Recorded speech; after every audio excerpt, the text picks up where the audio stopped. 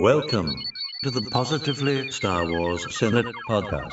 This is Obi-Wan Kenobi. May the Force be with you. Looky, Senator. Decent Jedi arriving. Let's make this our best show ever. I will sign no treaty, Senator.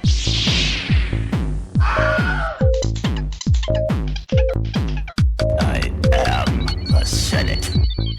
This is the way. Okay. Hello, Star Wars fans, and welcome to the February 2023 episode of the Positively Star Wars Senate podcast. This episode is recorded on Sunday, the 5th of February 2023, using the powerful dyad of the Force, which pairs two Force-sensitive beings, making them one in the Force, and sharing a collection that spans across time and space, otherwise known as Microsoft and Skype, in our case. My name is Stephen, the Chancellor of the Senate, the obligatory Brit contingent of this otherwise American skeleton crew, as we get together to talk positively about Star Wars for roughly the next hour or so. This episode is brought to you by Gunji. Yes, the male Wookiee is back from the Clone Wars, escaping the Jedi Purge and back in the Bad Batch, which we should be talking about next. A little fun fact that I've forgotten, that his green-bladed lightsaber is made of has a wooden hilt. Just imagine it's not very good in fire. And also, how do you say hello, how are you in Wookiee? It is apparently. So there we go. Practice that with your something like that. At least that's how it's spelt. We're probably getting loads of emails now complaining that we didn't say that right. But as ever, have to edit that for language. That's right. Yes, I'll see you. So before we get on with the show proper, it's time as ever to hear a quick word from our fabulous sponsors.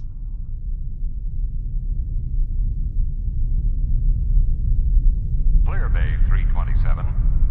We're opening the magnetic field.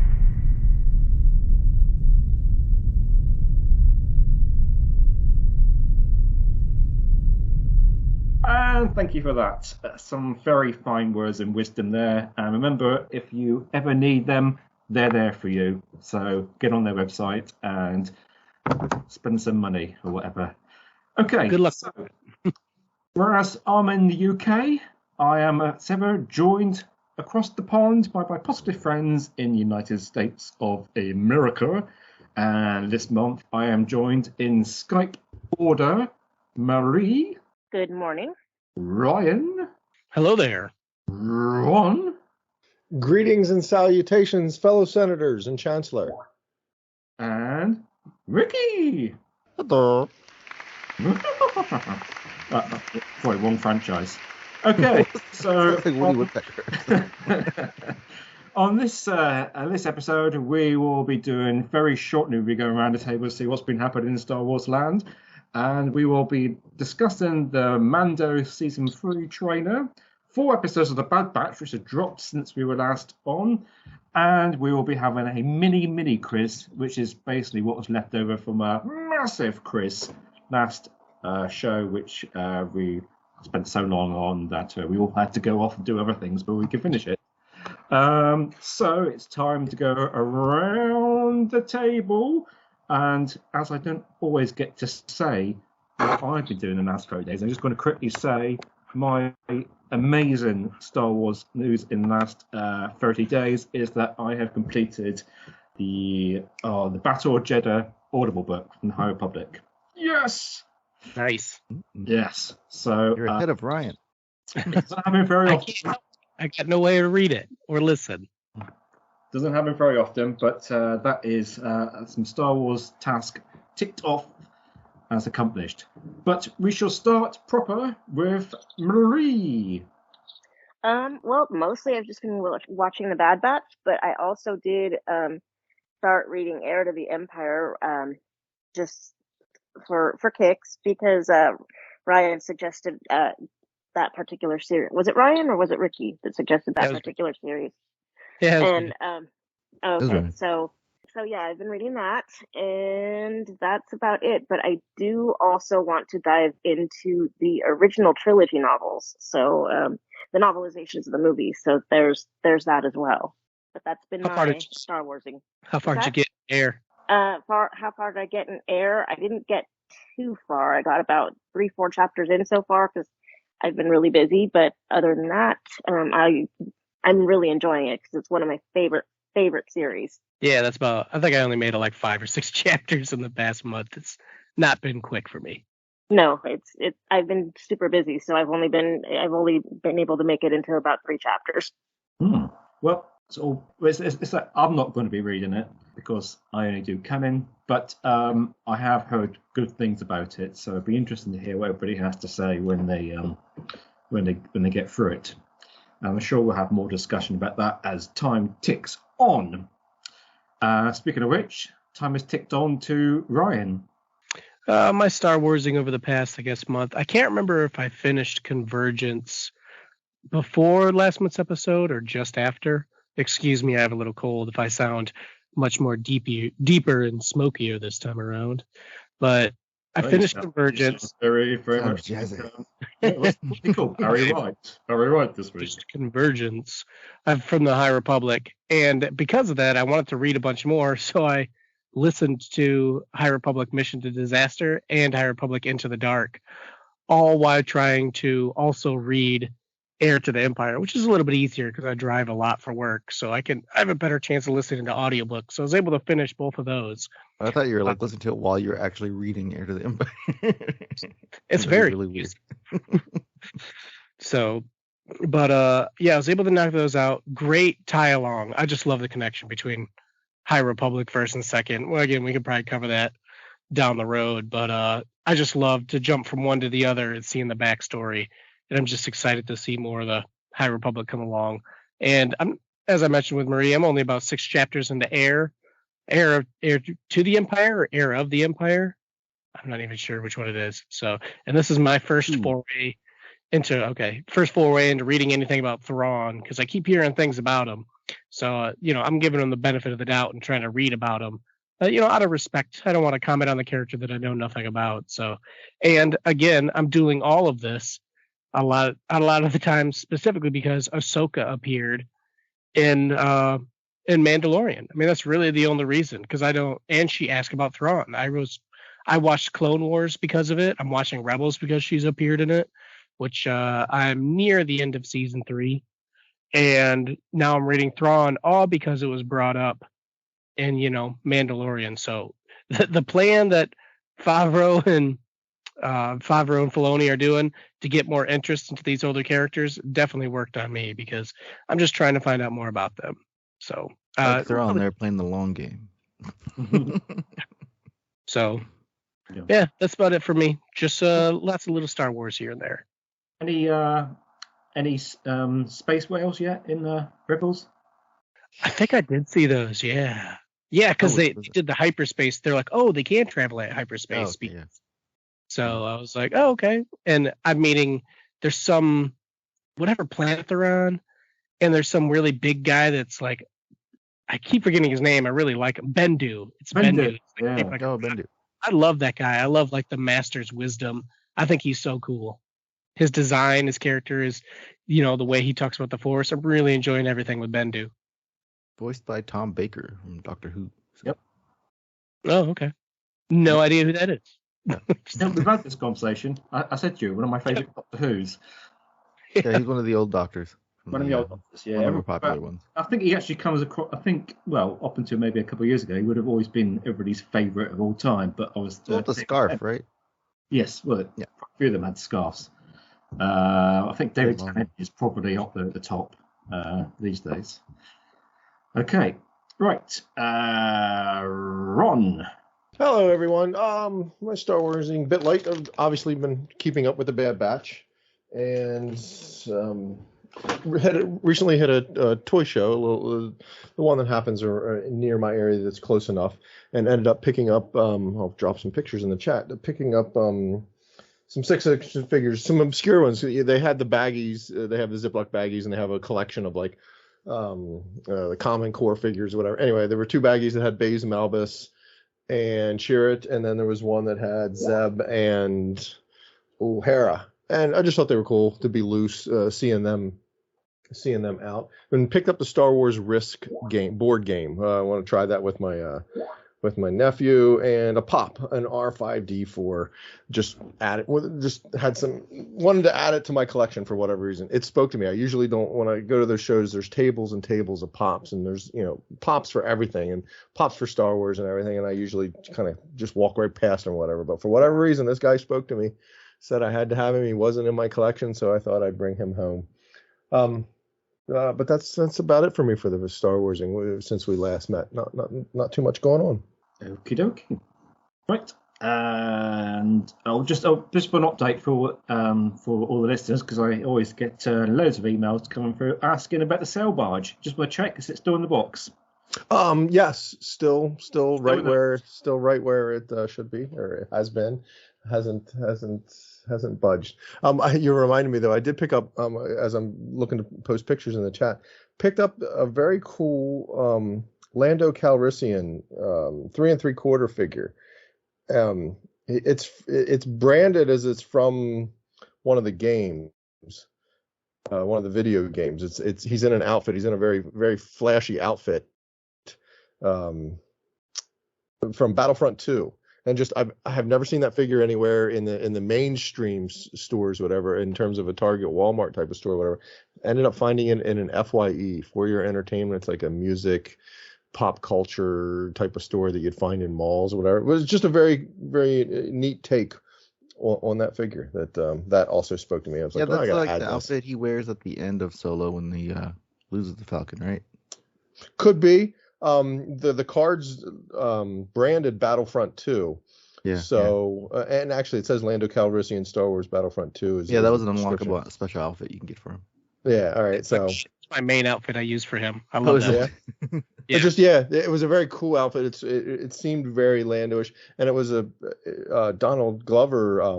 I don't know. It's a photo of him in that outfit, but it's the artwork. Anyway, just a neat card back, neat thing. Spoke to me and said, "Yep, gotta have that. Add that to the collection." Thought that was kind of cool. One of the few things. Well, it was marked up. The only problem with that FYE store is, man, it was compared to other normal figures of the. Now, maybe I don't know it very well. I don't know the provenance of it too much. Or maybe it's an exclusive of some sort, so that's why it had the high markings, or that store just likes to mark things up because they can. Anyway, we had those here for a while, and they're pretty expensive. Okay, great. And finally, Ricky. Hello. Let me see. Yeah, I did finish Quest to the Hidden City. I've been doing a lot of audiobooks this phase, so I did that one, and then I did finish. I started and finished Battle for Jeddah, so that was pretty good. I actually ended up enjoying that one. I know it was kind of harping on it in the chat for a minute when I first started, but I did get into it. It was actually pretty good. And then regarding Thrawn, I pulled out my copy of Heir to the Empire and looked at the cover and put it on my table. So that's as far as I've gotten so far. Did you say you started Padawan? Oh yeah, and I was at I wanted something to listen to while I was working the other day. So then I actually downloaded an audio play. I guess it was a radio drama type thing they did back in the day called Dark Empire, and the whole intro part was talking about the events in the Thrawn book. So then I immediately stopped it, and then because I guess Billy D. Williams actually voiced Lando in that thing. So but yeah, I was excited to listen to that. But then I think I need to finish or start the Thrawn trilogy before getting into that. So then I started doing Padawan, which actually wasn't too bad so far. It's mopey Obi-Wan because he's supposed to be a 16-year-old. So, but yeah, I'm probably gonna finish that one this week. Yeah, I don't know. Just doing the audiobooks this time around has been kind of fun, just hearing the different voice actors and narrators. But yeah, so I was doing that, and then what else did I do? Picked up a couple figures. I got that rainbow Luke Skywalker at Target. That just happened to be in the checkout lane that somebody must have put back because they saw the price. That, and then I guess Target had like some clearance figures for like $3 that I missed out on because the pegs were empty. They just had a bunch of Revas and Landos for some reason. But I did pick up Fifth Brother because they had one of those too. I got that kind of on for like $6, I think. So yeah, so I got that, and I picked up a couple of those giant coloring books pages that I showed you guys. Those things are pretty cool. They have some really cool artwork for the sequels and for the old stuff. But it's like the I don't know if you're familiar with like the adult coloring books where there's like tons of detail and a million things on the page. I think there's literally the image from The Last Jedi when all the bombers are attacking the dreadnought. That's gonna be a really weird one to color because there's just so many chips and stuff. But yeah, I did start playing Battlefront 2 again, and I think that's probably it. I watched Last Jedi yesterday. Which one, the original Battlefront 2 or the updated? Oh, the updated one. Yeah, we're my daughter's gotten into it last couple weeks, so she's trying to build up her characters. She likes playing heroes and villains, so that's been pretty fun. We've been playing against each other, but yeah, no, it's been pretty good. Just been trying to see if I could find stuff in the stores and play more of the games. But yeah, it's been pretty good. Hopefully, I can start the Thrawn thing after I'll probably start doing that Thrawn stuff this week instead of You have plenty of time. Plenty of time to catch up. We ain't moving that quick. I just started rewatching Mando season 1, so I think I got to the finale of season 1. I was trying to catch up before the series starts, so I got a month on that, I think. But yeah, that's been about it. I was going to do a Mando catch up, but what was the reason for it? No, I've decided not to because I got to do it's a bit of a plug here. I've got to do a bit of a Lost recap. Nothing to do with Star Wars because we're going to do a pod on Lost this month, and I need to remember bits about it, even though I have seen it a million times. Well, I haven't seen it a million times, seen it quite a few times. And then after that, I probably will do a bit of a quick Mando catch up before March. I don't know, it's in March, isn't it? March 1st. Is it March the 1st? Because so it's Wednesday, and so that's the same day as the next Bad Batch drops. It's like 26 days away or something. Yeah, with double things on that day. Fantastic. Okay, so it is time to have a look at, as I'm trying to click on buttons here, the Mando Season 3 trailer. So I'm just going to share the screen for the sake of the other senators in the chat. And I will do a quick sound check. People are scared. Did you hear that? Yarp. Oh, this is The Last of Us, Stephen. Yeah. Oh, well, he's in that, isn't he? Our people are scattered. Don't show me that. I'm waiting. No spoilers. I get so confused. Yeah, he is in there without the helmet. So. Yeah, and he's not the other chap. What's the other chap we got confused with? Who looks like him? Burt Reynolds? Reynolds. I forgot now. It'll come to me later. Diego Luna? Yeah, that's it. He has a smaller mustache, and sometimes he shaves. So. I confused him once, all right? You don't have to bring it up every single week, Steven. Yeah, good luck with that, Ryan. He's been milking the sail barge for years, so yeah. Yeah. Okay. All right, let's press. Let's check out the volume. Oh, not too loud. It'll blow my ears out. Okay, let's press play and go through the trailer. Our people are scattered, like stars in the galaxy. What are we? What do we stand for?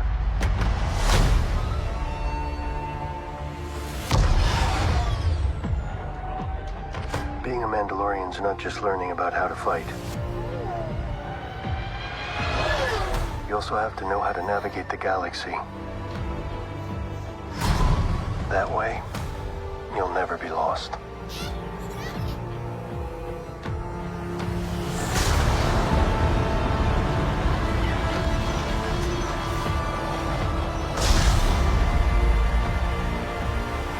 I'm going to Mandalore so that I may be forgiven for my transgressions. May the Force be with you! This is the way. There's something dangerous happening out there.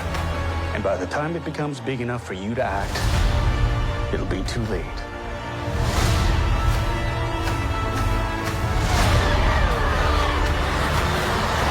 Hang on, kid.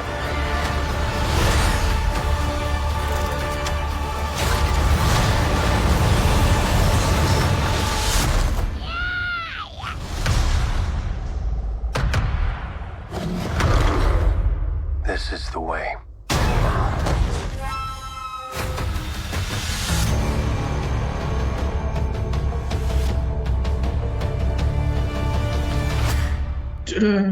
And pause. We'll get about 101 things repeating on us. I just noticed he says this is the way twice in that trailer. Okay, so we might get a longer trailer coming up with Super Bowl. I was going to say that's not actually all that long, is it? Oh, I'm clicking on one buttons on my screen. That's 1 minute 42, which is almost teaser length. But we've already had a little bit of teaser. And all seems to be. How long would you say a trailer is? You think that's pretty long for a trailer? Short? Well, they're around like 3 minutes now. Yeah, yeah, that is short for. Teasers used to be like 15 seconds, but now they're like a minute. It used to be, yeah. That's back when teaser meant teaser, but now they just they're a bit longer and just throw about 101 things into it. But yeah, so this is actually quite short for you. But hey, it was loaded, man. It amped me up. I couldn't think the show gets any bigger, and then they dropped this, and I'm just stunned how good this looks, how excited I am to learn about Mandalorians, that there's a huge backstory mystery. I want to know what happens to the Darksaber. Like, I'm clawing my eyes out here, man. This is they didn't even show like Bo-Katan or anything on this one, or They didn't show the Darksaber or anything, right? Yeah. Nope. There's more about bigger galaxy. Yeah, what's going on? I wonder if that's supposed to be Mandalore, that desert planet. I mean, remember they turned it to glass, and he has to turn there to go underneath the ruins of the city to get his respect back to, I guess, if he wants to keep the helmet on, if he wants to be part of his creed still. But, oh man, there's so much great stuff in here. It's still tying into the sequels. So all those people that are like, sequel trilogy's getting canceled, all this stuff is just tying more and more into it. While at the same time, giving lots of backstory. Because, I mean, we really didn't know anything about Mandalorians until, Clone Wars. Gave a ton of backstory and stuff. And now this is exploring it in live action to a much bigger crowd. So, oh, man, just so good. Well, I suspect that's what some part of the show's content is going to be, is his path down the do I have to keep my helmet on all the time type of Mandalorian, or can I be like a Bo-Katan and take it on, take it off type of thing, or whatever, to truly find out what that means. I know he's going back there to get his respect back, or however that's supposed to is going to work, whatever. But I also think he's going to explore the possibility of does that truly need to be an edict? Does that need to be something where we're beholden to as part of the show, as part of the show's? I mean, he's already been told he's in a cult. So, Well, we know there's loads of different Mando. Well, there's more than one Mando cult, isn't there? So, Death Watch was one. Yeah. So, what is the correct cult? Well, I guess he's just questioning. He grew up only thinking there was the one that he knew, and then we obviously see that he finds other Mandalorians that don't follow that. So I just think it's going to challenge him, be part of the storyline. That's all I'm trying to say, which will be fun. But and hopefully he gets to remove his helmet so we can. I don't know. I don't know how people are going to feel about that, but I feel for the actor that it'd be nice for him to get. It is kind of weird how that's like a thing in the show, like him not taking his helmet off. I don't know. I would have never expected that to be like an aspect of the show, because there was never a thing where Mandalorians kept their helmet on. So having that, like, Favreau's playing with his toys in his toy box. That was his take on it way back when, that they wouldn't take their helmets off. It's like, how can we make episodes without him? Yeah, right. They only need him for like a day. Yeah, it's just funny because when you talk to people that only watch Mandalorian because it got so popular, and they've never heard of Mandos before, like they think like that's the right way for Mandalorian, and us like watching Clone Wars and all this other stuff, like we know that that's not really the actual Mandalorian way, because nobody wore helmets when Satine was queen and all that stuff. They were just like regular people, and Death Watch even took their helmets off and stuff. So it's interesting. Well, yeah, they couldn't. I mean, they could have done it in the Clone Wars, but it just I don't know. They obviously didn't think it a thing, and like you said, to your point, it wasn't a thing ever prescribed anywhere previously, and needed to, and so that we could have different faces associated with different characters. It just seemed a thing, like I say, Favreau wanted to create as he was creating this live action. He painted himself in a box to some extent, but you got the different factions, and they have their different mindsets around the helmet. Well, if he ever takes his helmet off, he should go back to that planet with that lady that liked him, that told him to stay on that farm. A blue shrimp planet. Yeah. So in this trailer, which is actually quite slow moving for a trainer. Yeah, not a lot of edits, right? That's what I was thinking when we were describing how long it was. It wasn't a lot of shortcuts. No, I felt almost like at least half of that trailer was probably the first couple of episodes. It all seemed to be, because obviously it's got to it just felt like that was just like the first couple of episodes, getting meeting up with the ship and with Grogu, and then going off to Mandalorian and telling the armor that he's going there. I mean, it kind of already said he was going to do that in some respects. So we've seen him with a lot. We've seen him with quite a few different other Mandos at the start of the training. One thing I noticed is that the one in front, the helmets looks like he's wearing a. Yeah, I don't know. I was going to ask that too. If do all the female Mandalorians have? I was going to say it looks like you've got. It looks like a lampshade, doesn't it? Lampshade. They're really thin. Yeah. It's kind of. What's the beans like that? No, it's not. Yeah. Is it? Yeah, she's got the. She's got the Wi-Fi. It's sort of narrower at the top and wider at the bottom. So all female. Looks very bird-like to me. Yeah, it looks like a bird. Versus the T. What kind of timeline do we think has transpired between seasons? Nothing much at all, I would think. That's my guess, but I've got nothing to base it on. We know he was by himself for a few months, right? When Grogu was gone. So it's been some time. Yeah, when again, he fought the other guy with the Darksaber. Moff? No, on the Book of Boba Fett episodes. Remember the big guy he was fighting? Vizsla. Vizsla. Yeah. We see him in the trailer somewhere as well. Pax. I mean, there doesn't seem to be any kind of not much of a uniform clothing and helmet colours here, does there? No. In these ones, it's not kind of like just wear what you want sort of thing for these Mandos. The guy on the right has no color coordination at all. He's got like orange with like purple. Yeah, I mean that's like fashion. I don't know if fashion people experts would like that or not.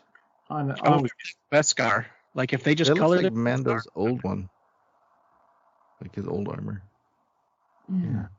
Are they all Beskar then, just coloured? Okay, I don't know because he paint got Beskar. his pauldron made first, and then he had his chest plate made.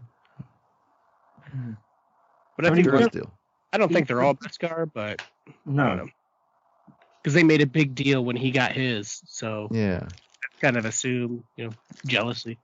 I think the helmets are always Beskar. Maybe. I don't know. So, what's the thing in the middle of the chest? Because I noticed on all front of their chest plates, they've got sort of an indentation, haven't they? Right in the middle. Yeah. It's like a button you push. They push a button, like copy and fade or so. Press it, I don't know. Maybe the radio comes on and off. I don't know. It could be a con thing. Yeah. Chest warm. It's cold. Yeah. Of course, then we get. You push it and he goes, "There's a snake in my boot." Is it going to be like when you used to get the Action Man things? You pull the string at the back. I mean, yes. Phrase. Start talking. He's like, "This is the way." Yeah, this is the way. Yeah. Oh dear. But then we get to see Mando flying his Naboo star. Hyperspace? Well, it's in hyperspace. It is in hyperspace. Yes. Grogu being fascinated by it. There's going to be so many excellent Grogu moments, I know, in this series for sure. Everything you shouldn't do, he's got Grogu in his lap. Don't do that at home, children. No car seat, no seatbelt. That fits for me. Yeah, health and safety is terrible. Never mind. They're always getting shot at, but yeah, put the kid in a seatbelt in the car. Yeah. These pillars look like R2's legs. Every time I see this image of him. I wonder what planet that is. It's back on the planet, yeah. Well, the same one that Grief, I've forgotten his name. What's he called? Oh, maybe it is Navarro, yeah. Karga. Oh, we Yeah. think it's Navarro? It might be. I don't know. It doesn't look like the same Looks like architecture. has like Navarro. I kind of thought was flat. This looks like it has some And it has black ground. tiers, some levels. And there's the white C3PO droid from is that on Hoth? Last we saw it. There was one on Hoth, wasn't there? Wasn't there one in Tatooine? Is it Tatooine? walking Oh, around. we've seen one before somewhere. He's there amongst the crowd. And the you remember the name of the species? Guardian lizards. Yeah, that's gonna be fun. That's gonna be some fun. Yeah. Over there. So It it's might just- be Navarro because Yeah. when he went to some planet where they were all in the trees. Wasn't that Navarro?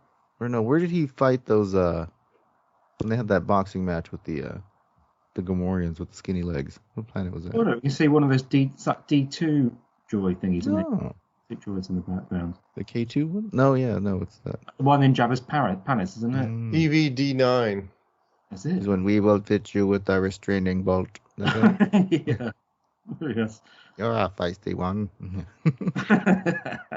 Yep, that's the one. Because there's another. Oh yeah, no, it is. Yeah, because it is Navarro. Yes, Karga just shows up. We've been there before, haven't we? We have been there before in the show, haven't we? So I kind of seem to remember this being in this square here. Maybe it was the last trailer. Yeah, well, that's probably where I remember it from then. Yes, and there's another C3PO SQ droid there. He got some next fancy digs on.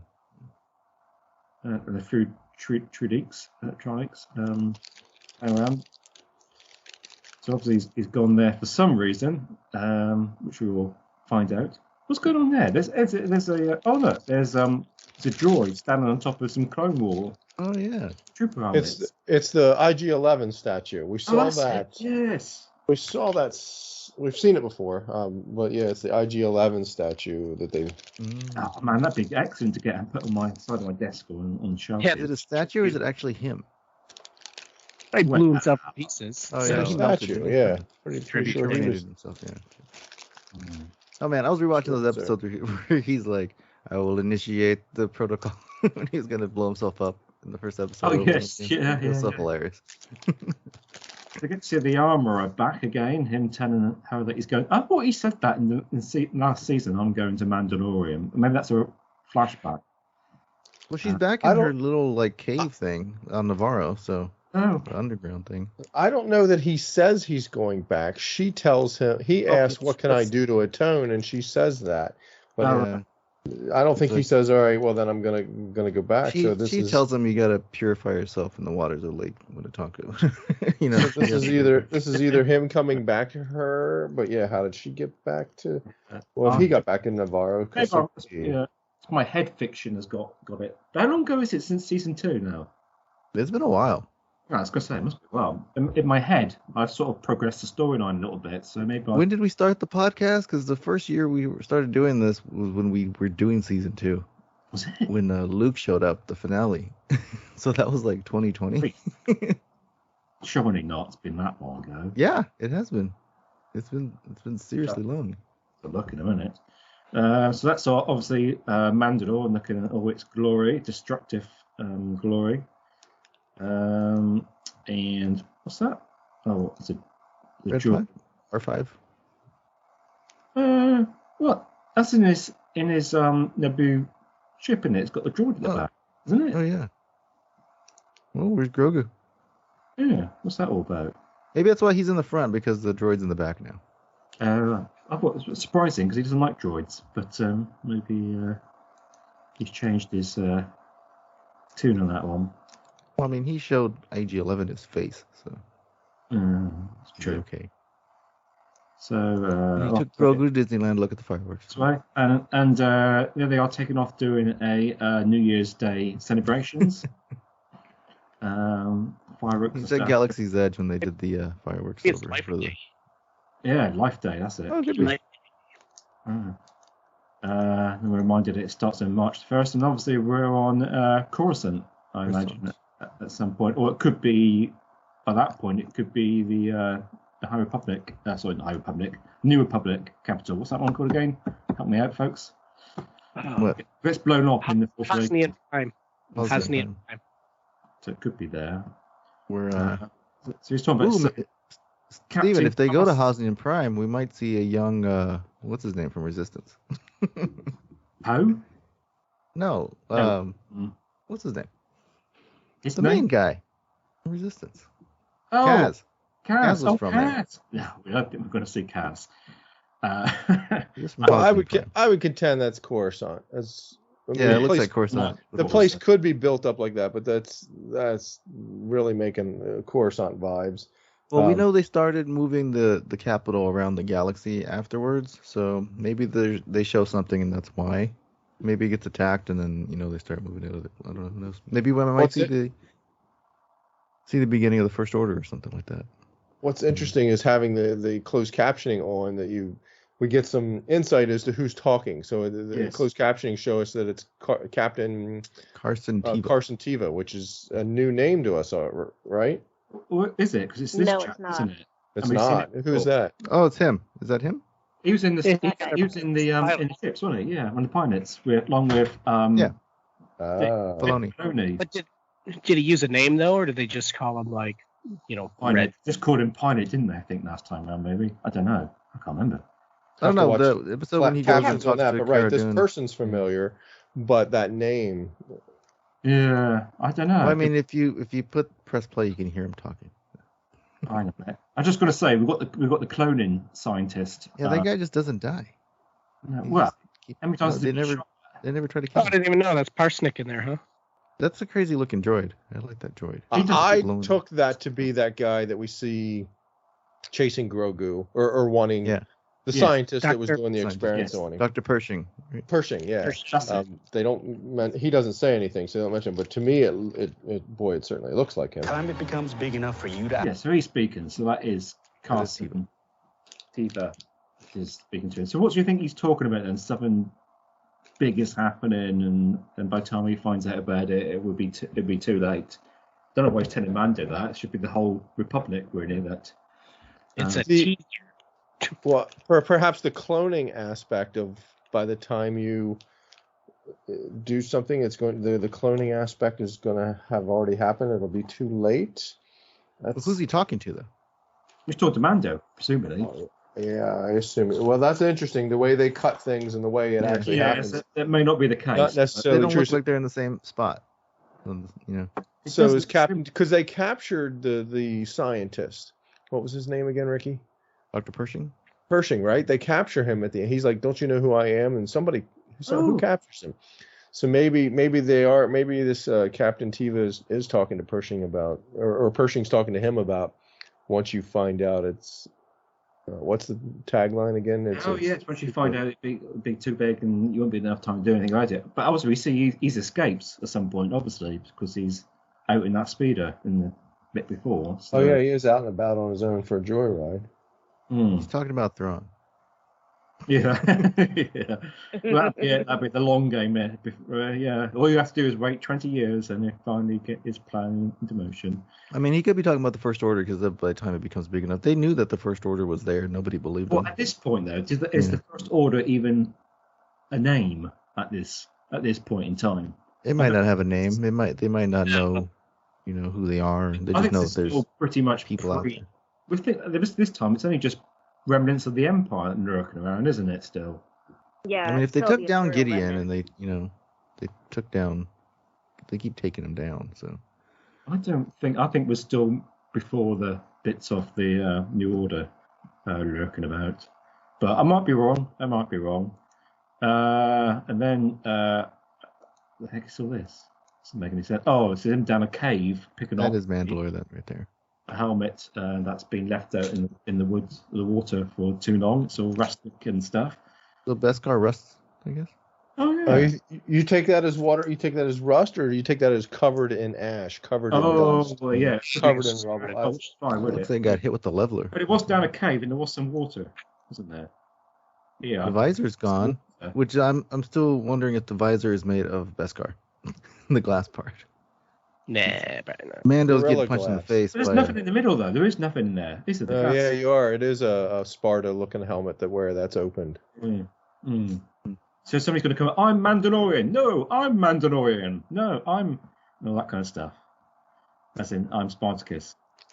That was a big story with the Knights of the Old Republic. That used to be how they had leaders of Mandalore, was the helmet. Instead of a darksaber, they used a helmet. Oh, right. So the Revan What, the helmet didn't fit your head? You're screwed. You can't be the. You can't be the leader. Yeah, exactly. Yes. Johnny Bravo's got to fit the suit. Yeah. And obviously, we're going to get I have a more. feeling the name Dark Helmet was already taken, though. Yeah, Dark Helmet. Yeah, that usually fit everybody. So someone's coming through that door. Somebody's coming through that door, and that's burning not it. That's not very stormtrooper. Like, surely they should be cutting a circle in that door. So that's sort of Order 66 stuff coming up. What do you think the Order 66 flashbacks are going to tell us that we don't already know? Who rescues Grogu? Who rescued that? That's who rescued Grogu has got to be the only the big question to be answered. And is it going to be somebody that? Is it going to be a surprise? I mean, it's not going to come up with it. It's not going to be like it's Jedi Master Joe Blogs. Well, I've heard people chatting. Is it Jocasta new or is it this person? Why couldn't it be somebody new? Grogu's new to us. That's true. It would kind of hurt. I get it, but it could be a totally new character or somebody in the Jedi Temple that we didn't necessarily know of, and create more story that we didn't have to. The Jedi Temple and everybody that was in there was a lot, so hundreds of them. It could very well be a new Jedi. I did have was kind of kicking around one theory, whatever, that the Empire actually, what was it? Wasn't fully fleshed out, but Order 66, while it existed in order to wipe out the Jedi, was also Palpatine's, or part of it was he was aware of Grogu. This is what I didn't have fleshed out, is did he know the time, or does the timeline work for this? That he knows of Grogu, the cloning aspect of it, wants to create Order 66. This is where the timeline kind of doesn't work. Creates Order 66 so that he could get rid of the Jedi to capture Grogu. That part of take the Order 66 to get rid of all the Jedi and take over the Jedi Temple was to capture Grogu, get a hold of him so he could do his experiments. Because we know he was doing experiments on Jedi kids or midichlorian kids or whatever. So he would know about Grogu being like Yoda. He could really want him. That I contend that to some extent, maybe they actually do capture him. He's not rescued. He's why actually that one? captured. Why him though? Like, what? There's like millions of Padawans in this temple. Why him? Well, but he's like Yoda. He's very well, and Yaddle exists too. One is midichlorian cat. But if the Empire or the bad guys actually do capture him and Carbonite frees him, that would explain why he doesn't remember much, doesn't know much. Why Ahsoka teaches us that he doesn't remember much or know much of anything. He just remembers being at the Jedi Temple, darkness, and then he's awake. Because if you watch Mando, when Mando finds him and gets him out of the pram, it's almost like the first time the pram's been open in a long time. It like hisses and expels. We assumed those Niktos or whatever knew what they had, but did they? And why did they have him? That's what I was watching season 1. Well, that's what I mean. Why did they know what they had? Because of the way that. Anyway, there's. I'm excited to watch obviously season 3 of The Mandalorian to find out more of the story, but I'm going with or leaning towards a bit of a spin on the story as we think we know it, as these things unfold, which is one of the best parts of Star Wars storytelling, that it kind of, from a certain point of view type of looking back on it going, oh, wait, that was different than how we interpreted it upon that first viewing. So we know Palpatine was taking Padawans, and we know he was taking Jedis because he was trying to make his Inquisitors. So I'm sure Grogu was probably one of many that he was trying to get his hands on, but I mean, who knows how many Anakin killed there at the temple? Maybe that was just. I'm quite happy to have a little bit of spin on it, but I think seeing Grogu in Carbonite is would be a very, very, very terrible thing to have to witness. And who knows? Maybe Grogu saves them. Like Oh. somebody could be coming in there and they start getting taken out, and Grogu like pushes them back, and I'm Anakin's pretty on the floor. Like I don't think it's. Anakin versus Grogu. I kind of really hope it's not Mace Windu. He's dead already at this point. Oh well. Oh, that, you know what? Is he? He did fall out the Star window. Wars at the moment. I kind of really, as much as I want to see him continue, I think that they've resurrected so many people. I wouldn't be mad. I think it'd be. I wouldn't be mad. Yeah, let's not go that far. Like, come on, it's not going to be Mace. Wow. So when we get some more ties, chasing. I think that's chasing Mando. Yes, must be because. So the Empire around again, chasing after him. More water running around. I don't know what's going on here. It's Mando talking to some droid. Oh, and some more droids. Oh, look, it's a Roger. Yeah, it is Roger. There's a couple in the background too. So that's odd because all droid bar or what? It's a droid bar, but anytime we've seen them, they've been reprogrammed to to. Is this going to be the first live action one? Aren't they? Well, I'm trying to contend that like those guys needed a droid controller. Anytime we've ever seen them, they needed someone controlling them. Whereas going to a droid bar is kind of a droid free will, like R2, 3PO can run around and roam what they want. But those droids kind of needed some drive or some action to themselves, some commands. They needed a tactical droid or the droid controller or the program. Anyway, it's just curious to see that droid in the like I don't know if you ever read the Aftermath books, but Snap had Mr. Bones, who was a reprogrammed B1 battle droid, and he was like independent. He could walk around but he was his master, of course. But Well, sure. So that's the answer, Ricky. Why couldn't somebody program to put some AI in them or put some independence in them so that they could be? Yeah, that would sort of explain. And then Roger on the Freemakers, he would make breakfast for them and that's right. Yeah, I was watching that yesterday. It looks like is that the scene? Is that the statue where IG-88? Well, what it was, yeah. Was There's the Mando's obviously come to there as well and start kicking. Yeah, so something must happen to Grief Karga, and then he gets a bunch of people to help save him or something. Or is that what happened? Is that a flashback to when all the Mandos dropped into and saved the Mandalorian? Could that be a flashback to that scene that we see them all come in and into Navarro and they don't rescue him, but they do whatever to set him on a free path? Is that what? Well, we know that the Empire went and hunted down the sect. Then yet. They already showed that, though. They don't need to show him being rescued as a kid again. Right. They don't need to necessarily flash back to that. So this could be some infighting. Well, they wouldn't have the IG. Right. That's what I got to. That statue wouldn't be there yet. So, we got some Babu Fricks, which is actually apparently it's showing us there Anzellians. Anzellan. Had never seen that before, I don't think. Anzellians. But yeah, the Babu Fricks that show up in the trailer, it says Anzellian cheering. So we get a little bit of insight into them. Exciting to see that because he's a fan favorite character. They run the droid bar. Nice tie-in, sure. Right? Oh, you think they're in the I'm probably in the droid thing. So it looks like it. That makes sense. Aren't they? So but that window looks like it got shattered. Yes. Oh yeah, During the fight scene. Yes. Then we get a really nice, funny bit with Grugo pushing that wherever it was. Creature of the Week. Yeah, that was weird. It was a weird thing to show in the trailer that, like, we already know he can use the Force and protect himself and dispatch things. So it was just, if we hadn't seen that before, it'd be like, ooh, he's got Force powers or Force. But it was a weird thing to show in the trailer, I thought. Yeah, but now he's almost like he's trained. He did it on purpose. So. Oh, yes. Right. It wasn't okay. So it wasn't an instinctual sort of flight or fight use of the Force to stay safe. It was a bit of a.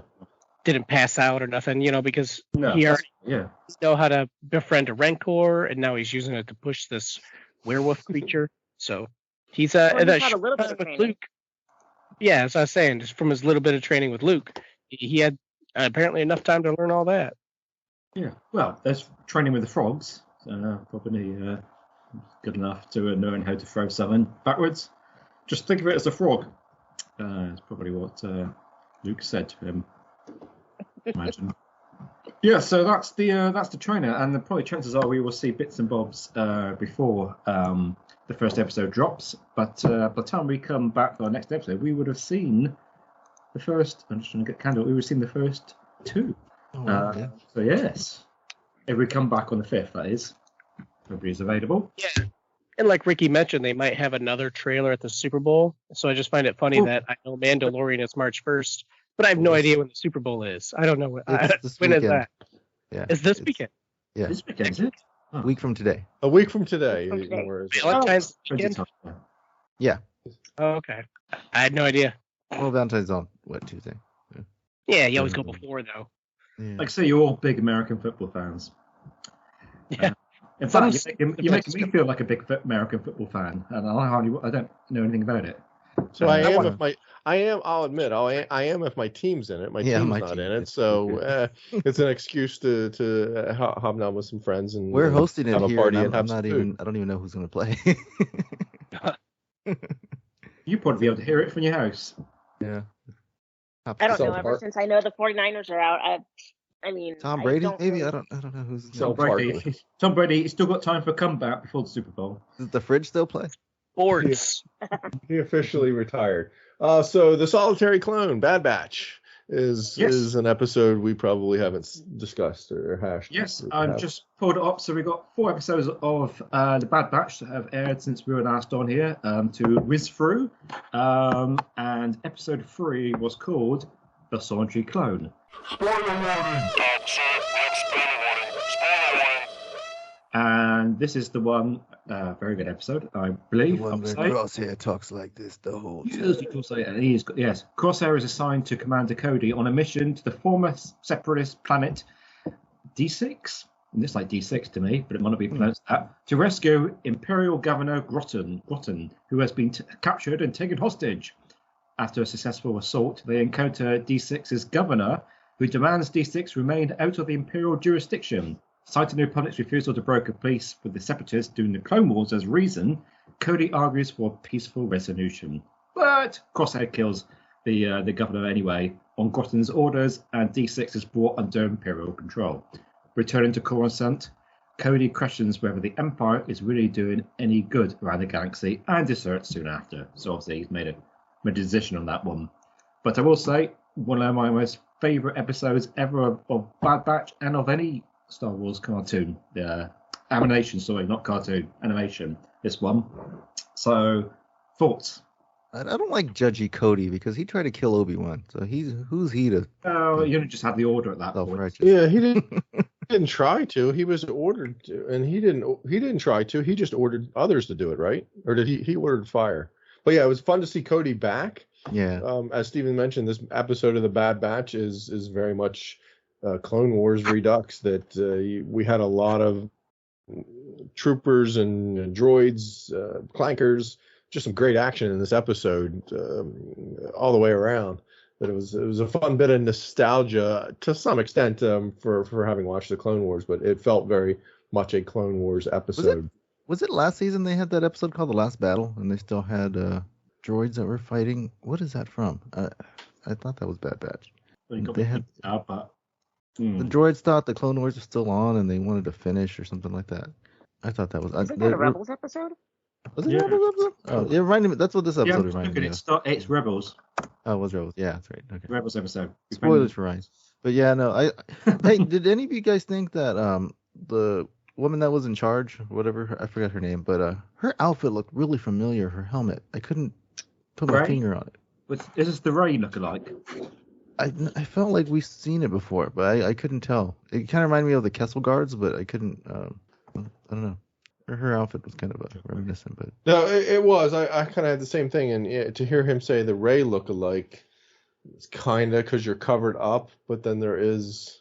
She had a helmet on. So. Is some other sort of guard look to her look, but it's fun to see some new designs. We're on a different planet, so a lot going on.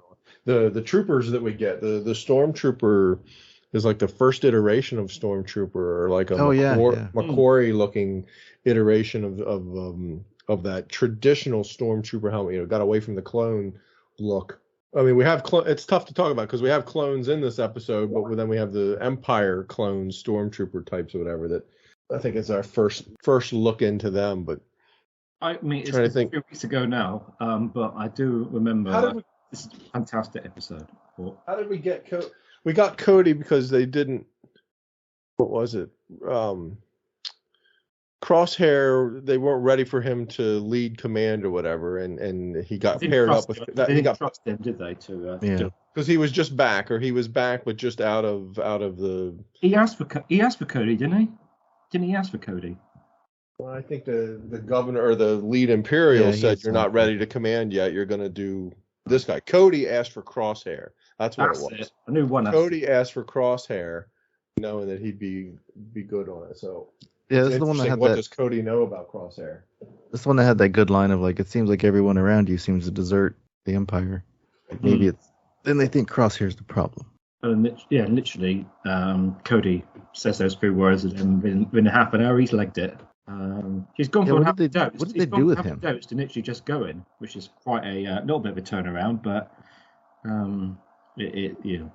only got a limited amount of time in these episodes. So did they reassign Cody somewhere else, right? Or they no, they. What did they do to him?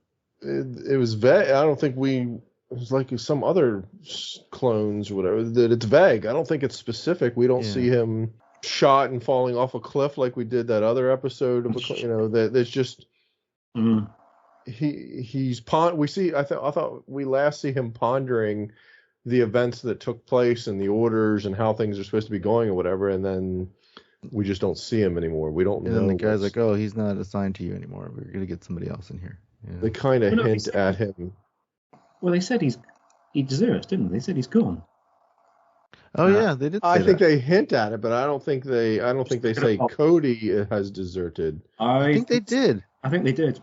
Because that's why he tells Crosshair, and he's like, "So it seems everyone around you becomes a deserter."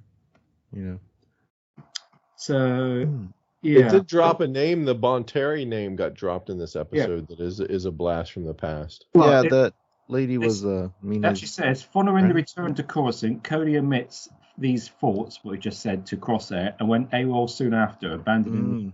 So Cody's gonna show up somewhere. It did say that he'd gone. They didn't say, he just said he's gone AWOL. Yes, but after it's a brilliant episode. It had all the vibes, all the feels of the Clone Wars. So she was referencing the Mina Bonteri and Padme kind of deal that they were trying to work out to try to stop the war in those early Clone Wars episodes, and then she got assassinated.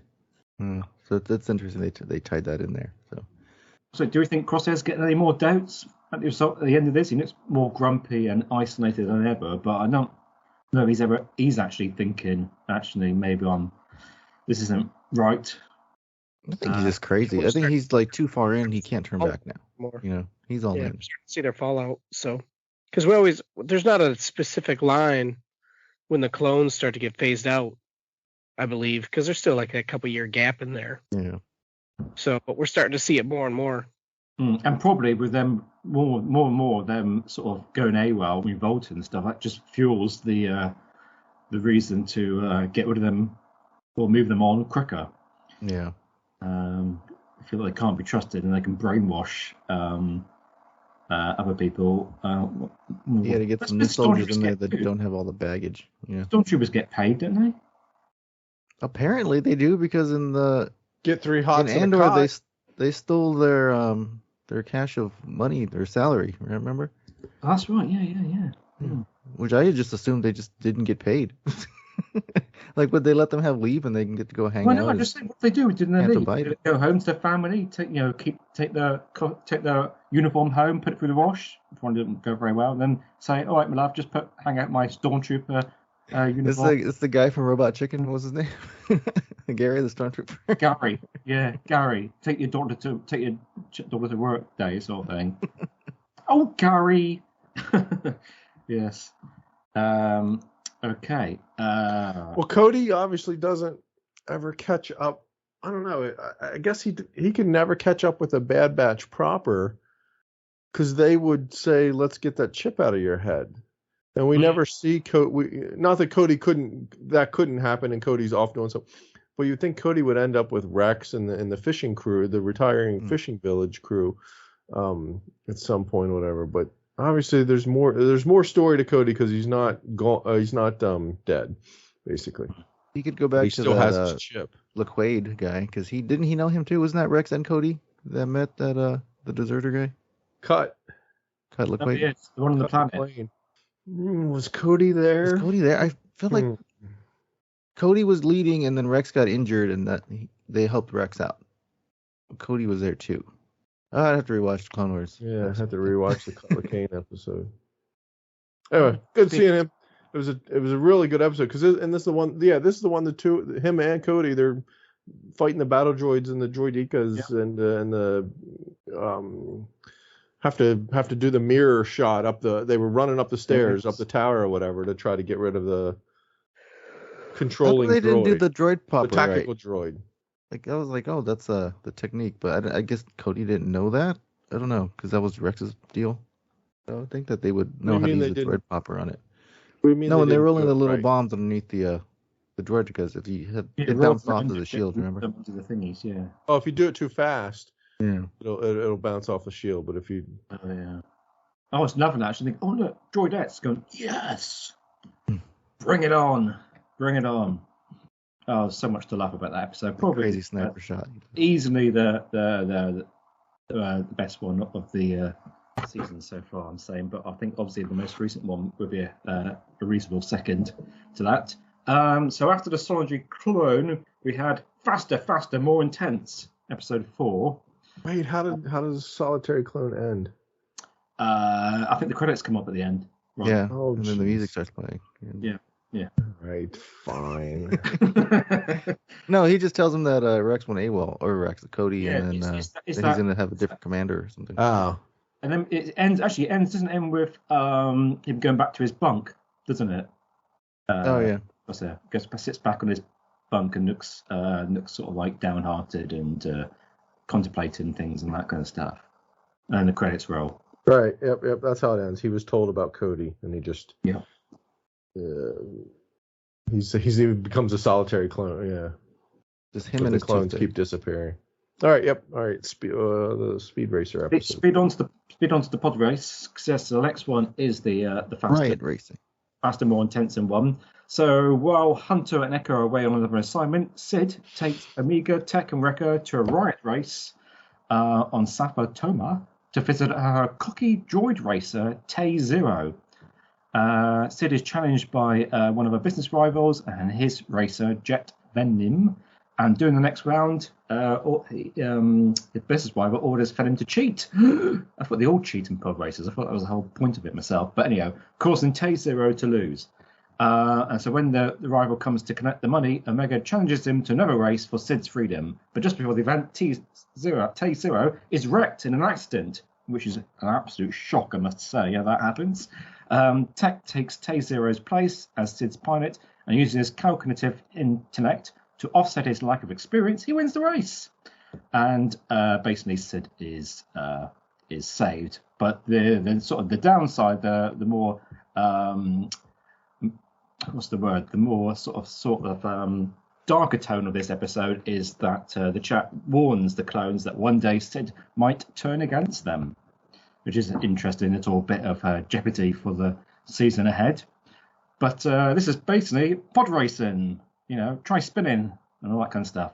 This was really fun. It was like a standard. I really like this.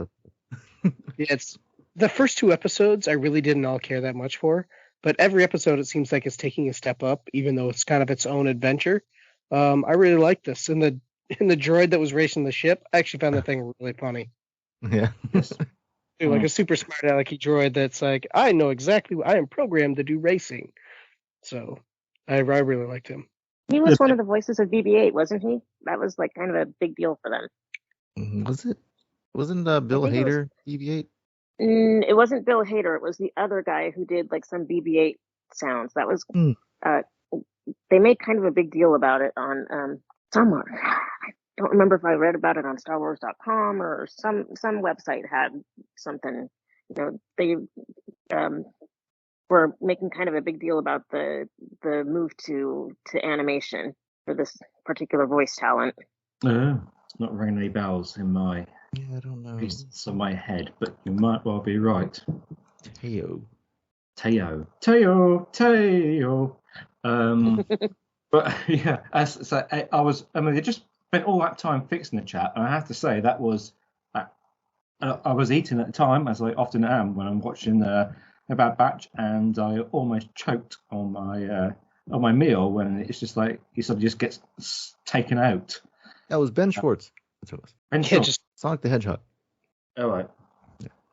Oh, was it? Yeah. That was quite. It did it in a classic shock way. I have to say, it was very great in the episode. Oh yes, After just being put back together, that's why I was like, oh, that's funny. I find it funny that they keep having Omega like negotiate deals for them and do all this. It's something not in part of the clone DNA, is it? That she's always.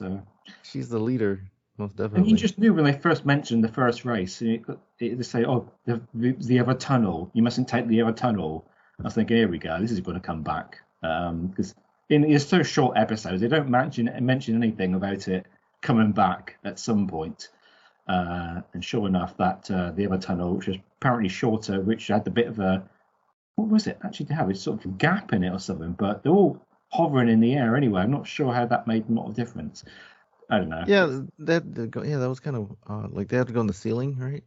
Yeah, but I mean, they're all hovering in the air. I mean, I don't know. I don't really understand that one. And why ain't nobody fixed it by now? They seem to be they've known for ages that tunnel was a bit dodgy and dangerous. Nobody took it, and nobody had made any effort to fix it. Asbestos in it, so they didn't want to go in there. Well, sort of crossed over, so I don't know.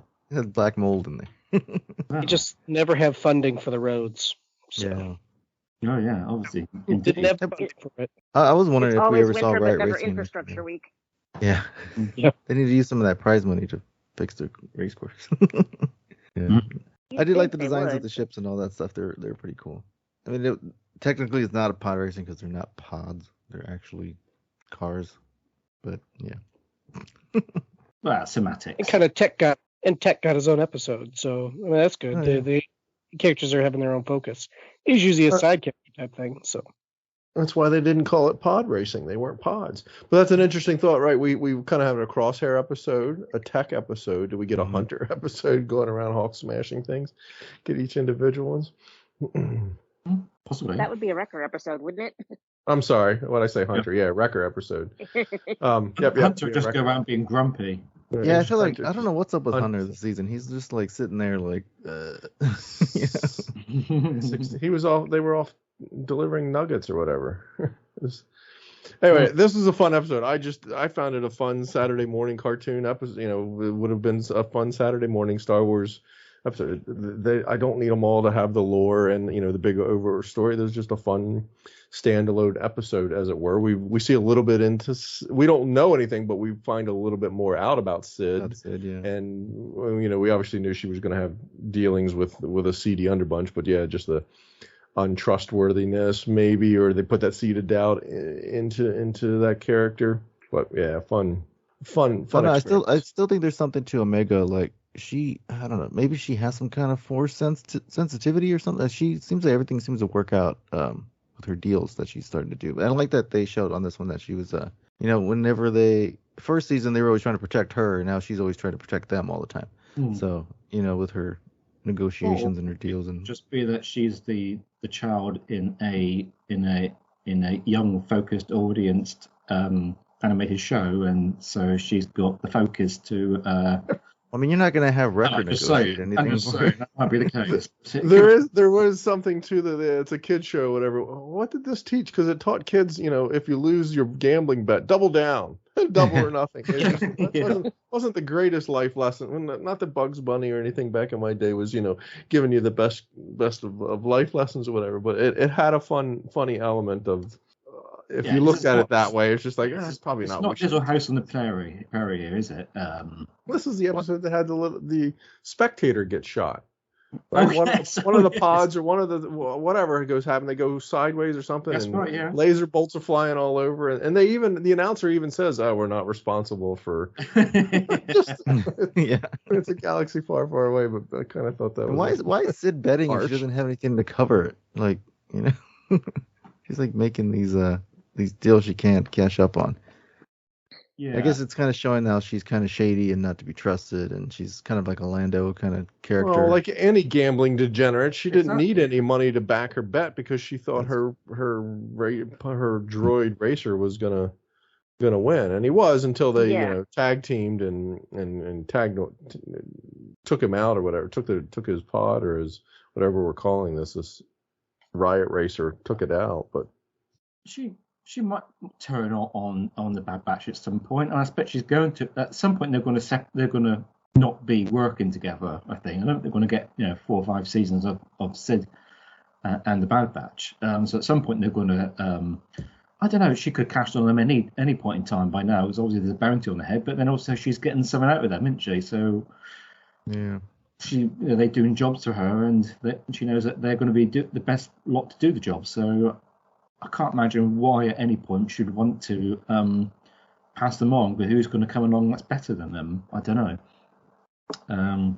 But I mean, nobody, I don't expect any of us thought that she's had a really clean life and hasn't done anything a bit dodgy ever.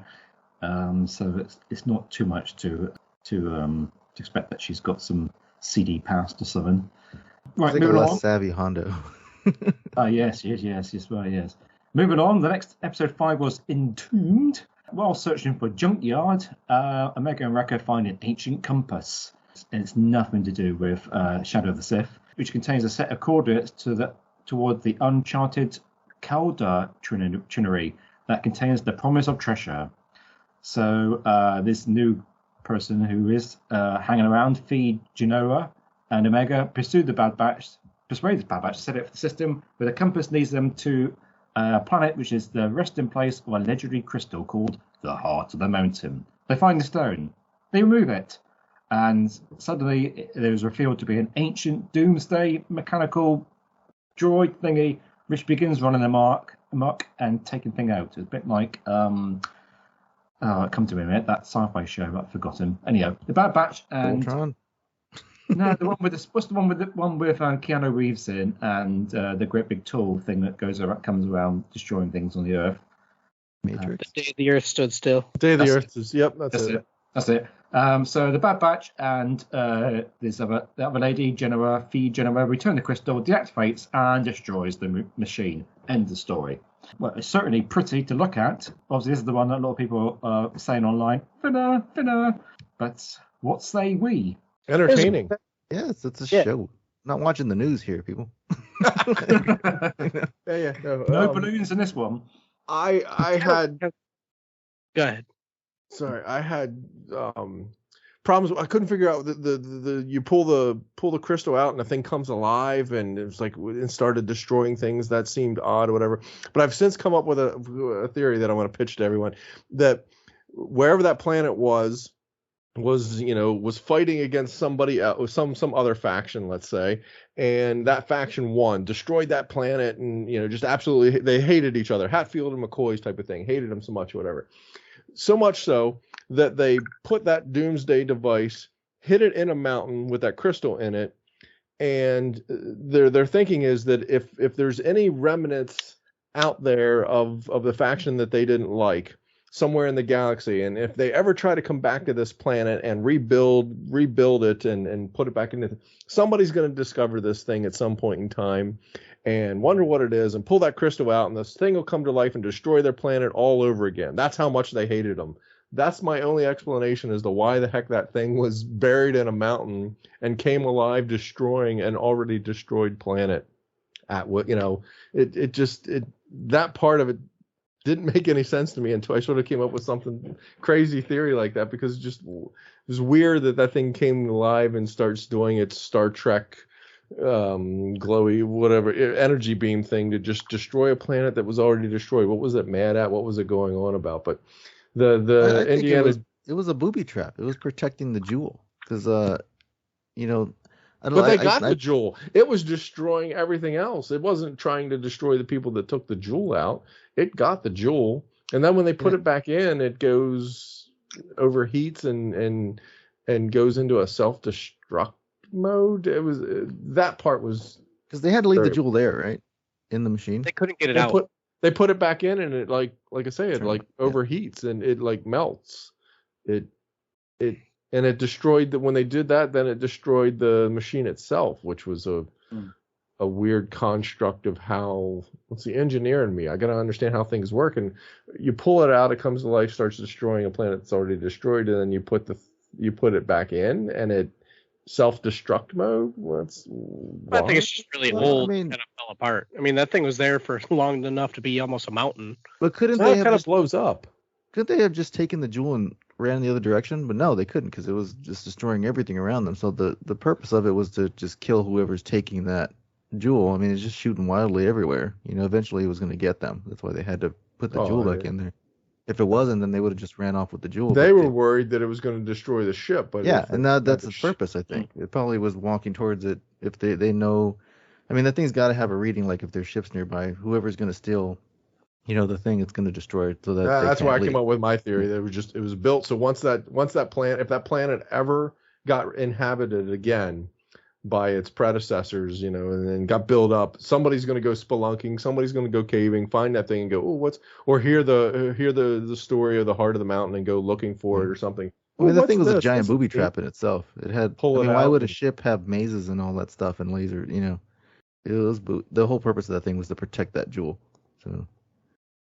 Right, it was booby trap. It was temple of protecting the jewel, and how does that protect the jewel? Because because they take it out, you could just do a runner, and just leave that thing destroying the planet. Not really protected. Like it's more like if we're not going to keep it, no one's going to keep it. It's kind of thing. They could have escaped if the ship was parked elsewhere, not in the path of that thing. The thing wasn't moving fast. It wasn't turning on a dime.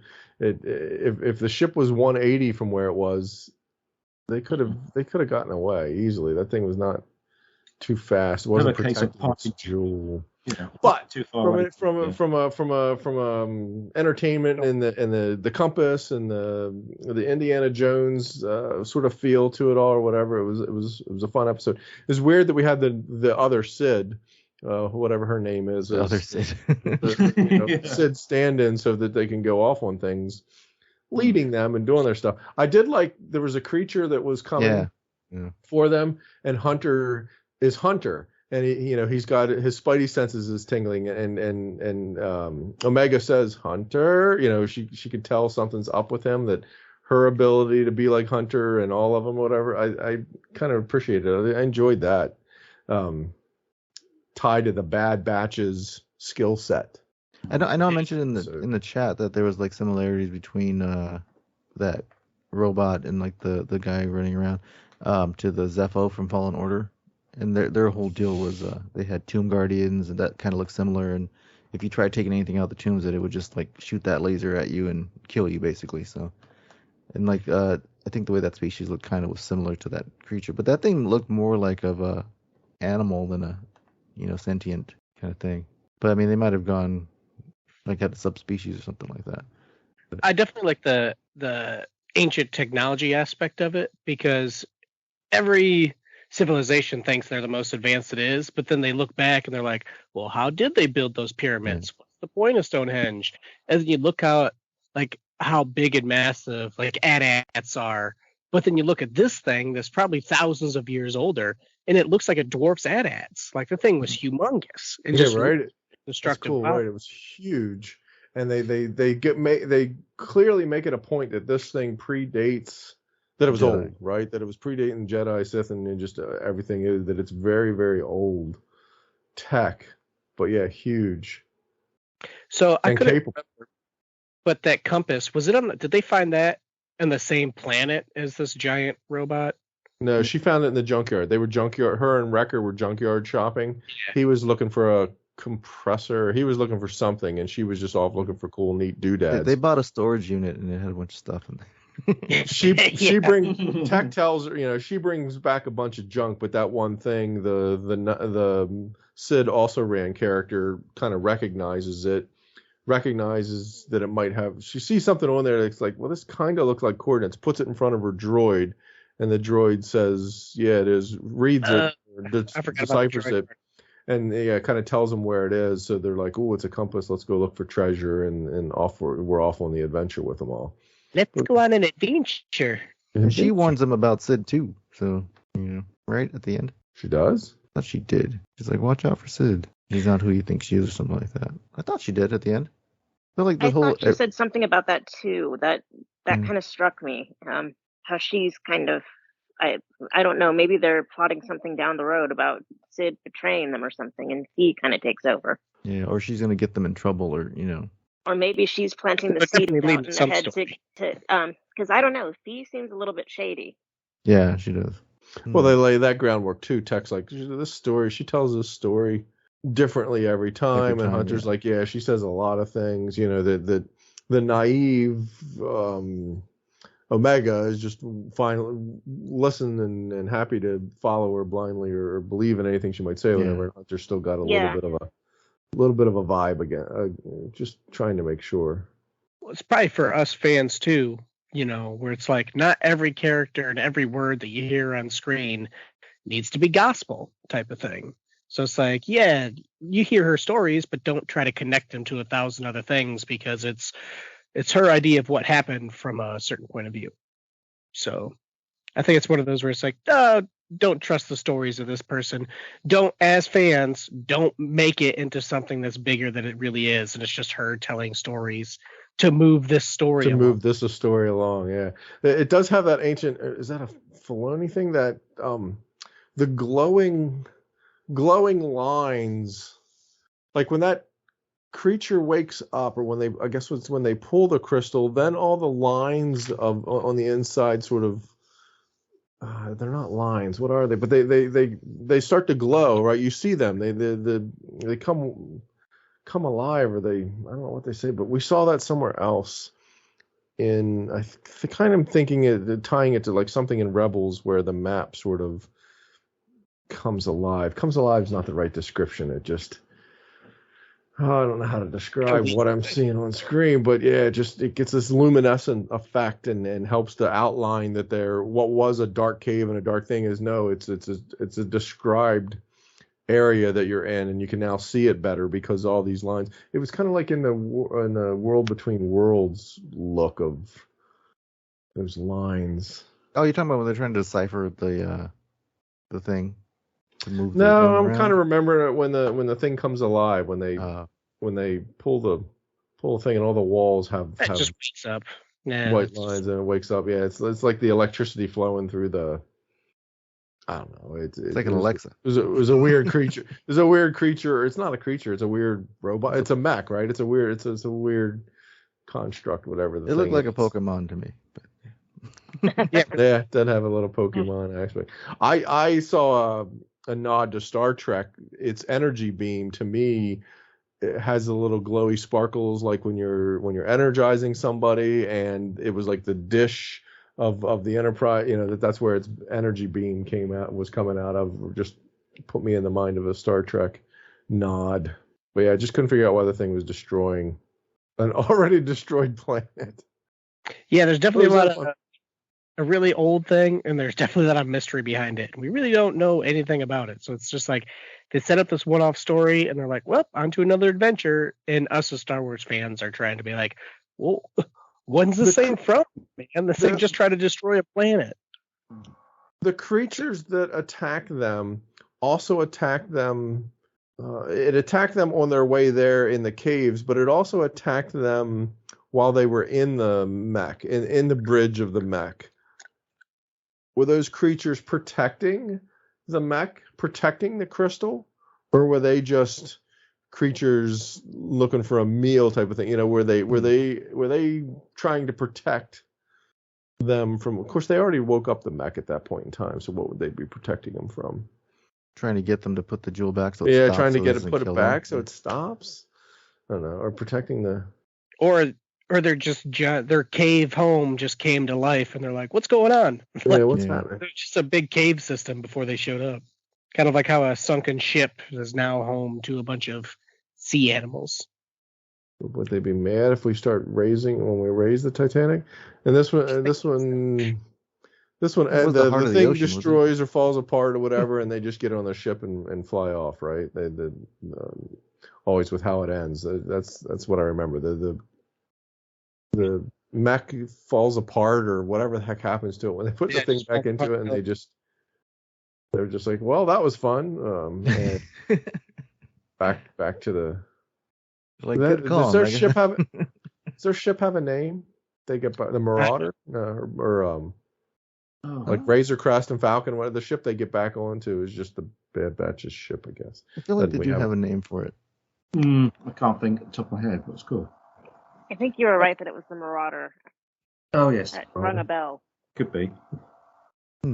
Okay, right. We need to move on, folks, to the episode which just happened a few days back, called Episode 6, Tribe. And this one was the Bad Batch meet the Vanguard Axis for a job until Omega shows up and helps Gunji, a Wookiee Jedi youngling, escape from the cartel captors. Intending to return to his homeworld, the Bad Batch finds Kashyyyk being ravaged by a group of Trandoshan mercenaries. And this is at the point we remind people that Trandoshans can regrow limbs. And the Trandoshan mercenaries are working for the Empire. After winning the local tribe's trust, the clones join the Wookiees and indigenous wildlife in their fight against their Imperial opponents. The aggressors are eventually defeated, and Gunji is reunited with his people. Yes, so it's Gunji is back, the Wookiees are back, the Trandoshans are back, limbs are back. Snaggletooth Wookiee. That's how you can tell it's him. A really entertaining episode. As I was saying before, we pressed record. It felt like one that went on for a long time because they cut so many different scenes in it. See, I was confused. I was getting some Clone Wars episodes mixed up because he was in the Youngling arc, right? So he's a deep cut. You would have to have not paid attention, obviously, or watched it, but yeah, he's a bit of a deep cut. You had to know he existed. That was you like had to watch Younglings Clone Wars, I guess. Ahsoka was taking care of, or taking them to go get their crystals, right? They went to get their crystals. Ahsoka, yeah. And then what happened to them? He had 1 or 2 episodes. Yeah. He was afraid, I think, right? He had to overcome his fears. Like they all had something going on, and he was just scared. He was scared to cross the water because he couldn't swim or something. But he ended up getting his crystal. See, then I was getting him mixed up to be in the episode where they were on the planet with the Trandoshans hunting the other. Oh yes, that's the one that Ahsoka was trapped on. See, that wasn't the same arc, right? They were different. I need to go back and watch it because that was Chewbacca that was in there, right? Because I don't think it was Gunji. At the end, the other Wookiees show up and they fight the Trandoshans. Yeah, I don't think it was Gunji. I think it was just Ahsoka met some random kids that were on some planet or something. Yeah, there was some. Yeah, I don't think there was. Certainly wasn't Gunji. I don't think. I don't think so. No, anyhow. I had no idea that like Trandoshan and Wookiees were mortal enemies until I read one of the From a Certain Point of View books, and they just seem like perfect mortal enemies. That when I seen Trandoshans here pretty much doing the dirty work for free for the Empire, they're just like, hey, we'll just let you take our garbage ships, and you can just go hunt them if you want, and it's killing 2 birds with 1 stone. So they're just perfectly balanced to fight each other, and it's just I thought it was great to see them pretty much there on the planet trying to handle it. And now we kind of get a general timeline of when the Empire starts to take over Kashyyyk, because that was what I was really wondering. I was like, is the Empire already established, or are they trying to get established? And it seems like the Wookiees are still relatively free, because I really want to kind of see where their planet is raised. And so I don't expect to see it in Bad Batch, but that's a story that I want to know. It's a terrible thing that the Empire does, and they have to hide it. And it's weird because in Fallen Order, you go to Kashyyyk and Saw Gerrera's there, and Tarful's there, and they're like kind of in hiding, and they're fighting the Empire there, but they have their hidden bases on Kashyyyk, so some of them don't leave. So somehow Chewbacca gets taken off of that planet, but which it might have been during this period, but who knows. But yeah, it's just I don't know if they ever actually destroy the planet. Did they ever say that happens or kill everyone? But from what I understand, like they're still there. They have a rebel element there with Wookiees, Well, Ryan, yeah, and Solo rolls around. They've all been enslaved already. Yeah. Ryan, you're not aware of Transdoshans and Wookiees? Saw that You didn't do the Clone Wars, but you eventually did the Clone Wars, right? Yeah, I finished that. Isn't that the episode with Ahsoka where we learn that that's what the Transdoshans would do? They would drop the Wookiees, or they dropped anybody and everybody on that planet and hunted them. Yeah, it was like predators versus aliens kind of thing. They just did anything, but I thought they really liked. Why do I think Boba I knew? Fett. Remember, No, why Stanton attacked the Trandoshans, and they kind of mentioned like, oh, they don't like each other. Yeah, why do we know that they don't like each other? I found it from a certain point of view book because. Well, but see, I didn't. That's what I'm saying. That's not where I found it, but I know. I think it was that Clone Wars the Wookiee Hunt episode of Clone Wars where you had the Wookiees fighting against the Trandoshans at the end. Maybe they just talked about it as being a thing that. It's not so much the Wookiees hate the Transdoshans, but the Transdoshans always go after constantly keep hunting the Wookiees and going after them. That there's a fight between those two. But yeah, how did the little kid in you not yelp when Gungi force pulls his lightsaber hilt and ignites the thing? Yeah. I mean, I'm a grown ass man and I yelped. That was awesome. I mean, that was just because it was lightsabers. We haven't seen them, and it's a Jedi, just all that sort of thing. But for any Star Wars loving kid in this era, whatever, to see that and have that just show up, you cheer for the Jedi. Just had to be excited. It's like, oh, well, you guys are in trouble now. That was my mindset. It was like, all right, it's on. Get after him, Gungi. It just lightsabers lit. Let's go. Yeah, that was. That guy kept burning everything too. It was like those flamethrowers. I'm sure Wookiees don't like flamethrowers. So, but it also puts in my head, because I always have this, what's going to happen after the sequel trilogy in my head. I always keep that going. Sure. And characters that can appear. So I'm always like, oh, who appears with Rey and Finn and Broom Boy? And I'm like, well, obviously Grogu would be great to show up. Well, now in my headcanon, I've assigned Gungi to show up post sequel trilogy because, they live hundreds of years. Yeah. So it's like, oh, there's another Jedi you can easily use for post sequel trilogy novels or whatever they want to do. There's lots of characters they can still add to it, and he's been trained in the Force, and he's going to have a ton more adventures. And now we're going to ask, where was he during Solo? Where was he during the Empire? Yeah, I see, and I'm guilty of it too. I see people, where were they at during the Galactic Civil War? All that sort. But to me, like this one's kind of easy because he's worried. He's a kid, and he's worried about his planet. He's got a more macro or micro view of concerns that is he's dealing with Kashyyyk and just all the Galactic Civil War, and the Empire is not necessarily the concern. He's trying to get his tribe back or get back with his tribe or reestablish or any of that. He could exist. There could be characters that could potentially exist. Obviously Ahsoka does because she's around after all that, and I get mad at the whole where the heck was she during the rise, because she knows about it. She doesn't have a thing like Gungi just does, like I just tried to explain of trying to keep. She's aware of the Emperor, the Empire, Anakin. She's aware of a lot of stuff during the original trilogy, and she's nowhere to be found to help. Luke, if I'm Luke and find out about that, I'm a little mad. Like, oh, I could have used a little bit of a tip in here, but anyway. Yeah.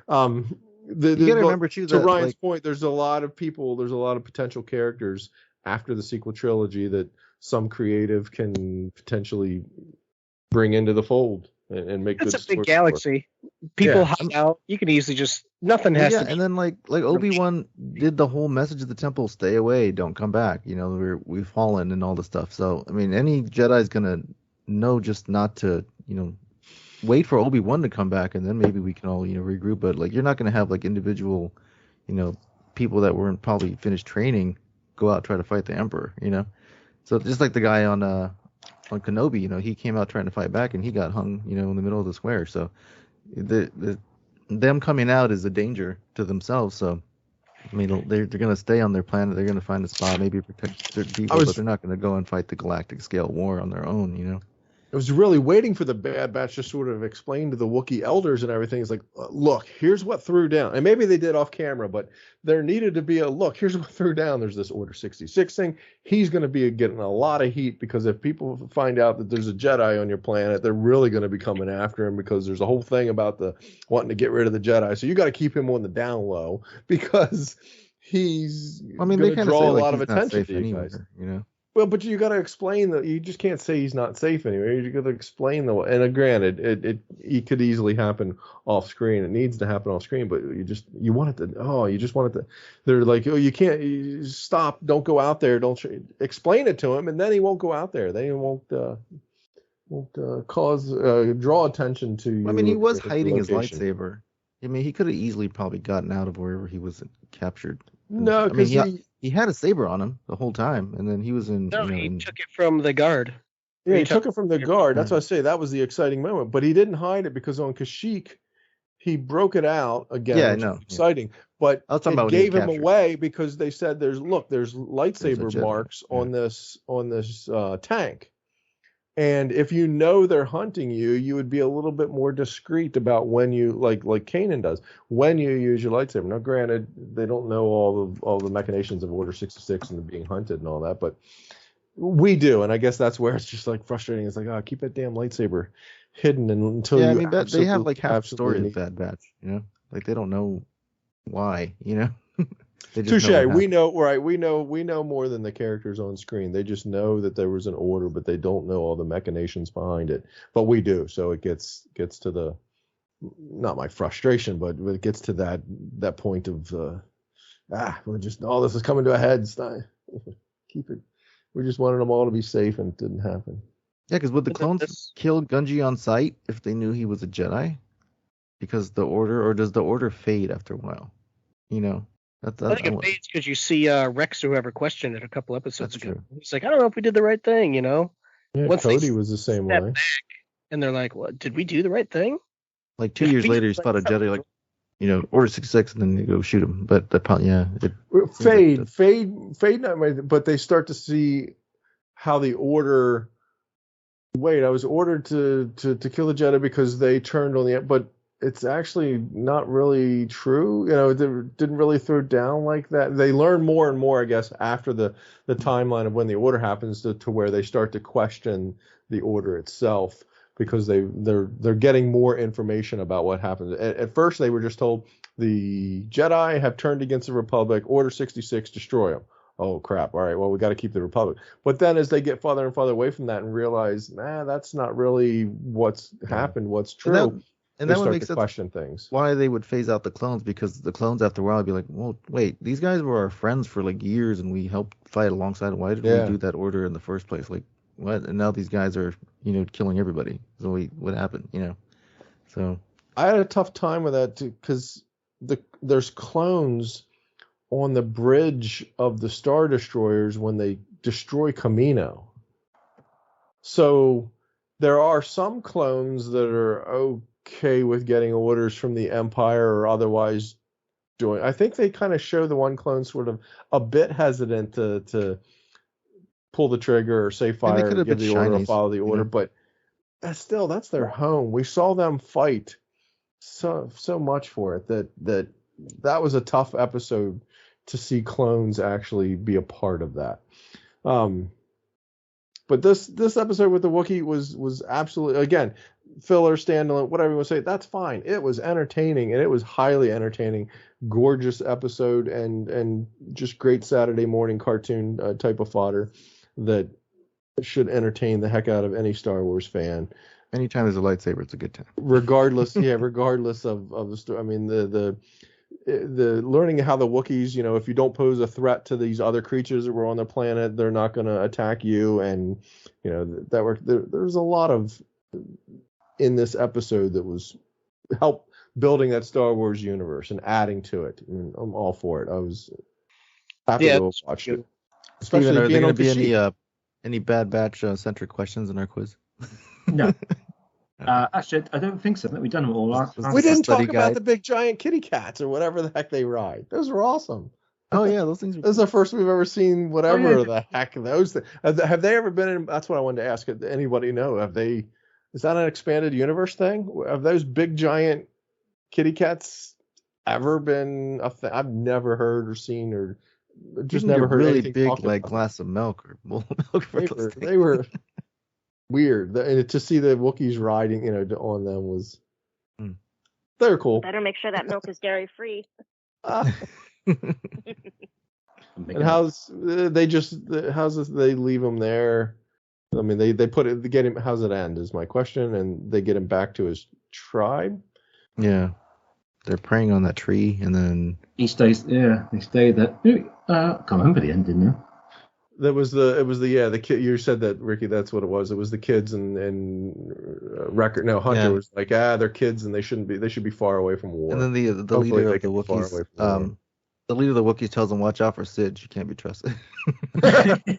Yeah, that's right. And about Trandoshans grow back. Yeah, all the limbs. Did they all die? Did they Pretty kill them all? much. Were there any I don't witnesses think they left ran. of We Gunji? didn't see any of them ran off, right? Like no one's gonna run off and be like, "Oh, there was a Jedi Wookiee guy there," but they probably all got taken out then. And was that Transdoshan leader weird? That like he didn't have. What was weird about him? Like he was. It's like Well, a the cat design with for his them were weird. His ears were trimmed back, or like he was. Something was weird about his head. They have ears. But Just a different style. just a different. He just had a different look. Anyway, it was a good episode. I'll be excited to see. It sounds like the next two episodes that we got coming up for us is there's two that are back to back and probably will be a bit more overall larger story building versus standalone-ish. We think. I kind of think they will be. I think I the think similar too. So yeah. Trandoshans kind of look like Dennis Hopper in the Mario Brothers movie. The King Koopa. The title suggests that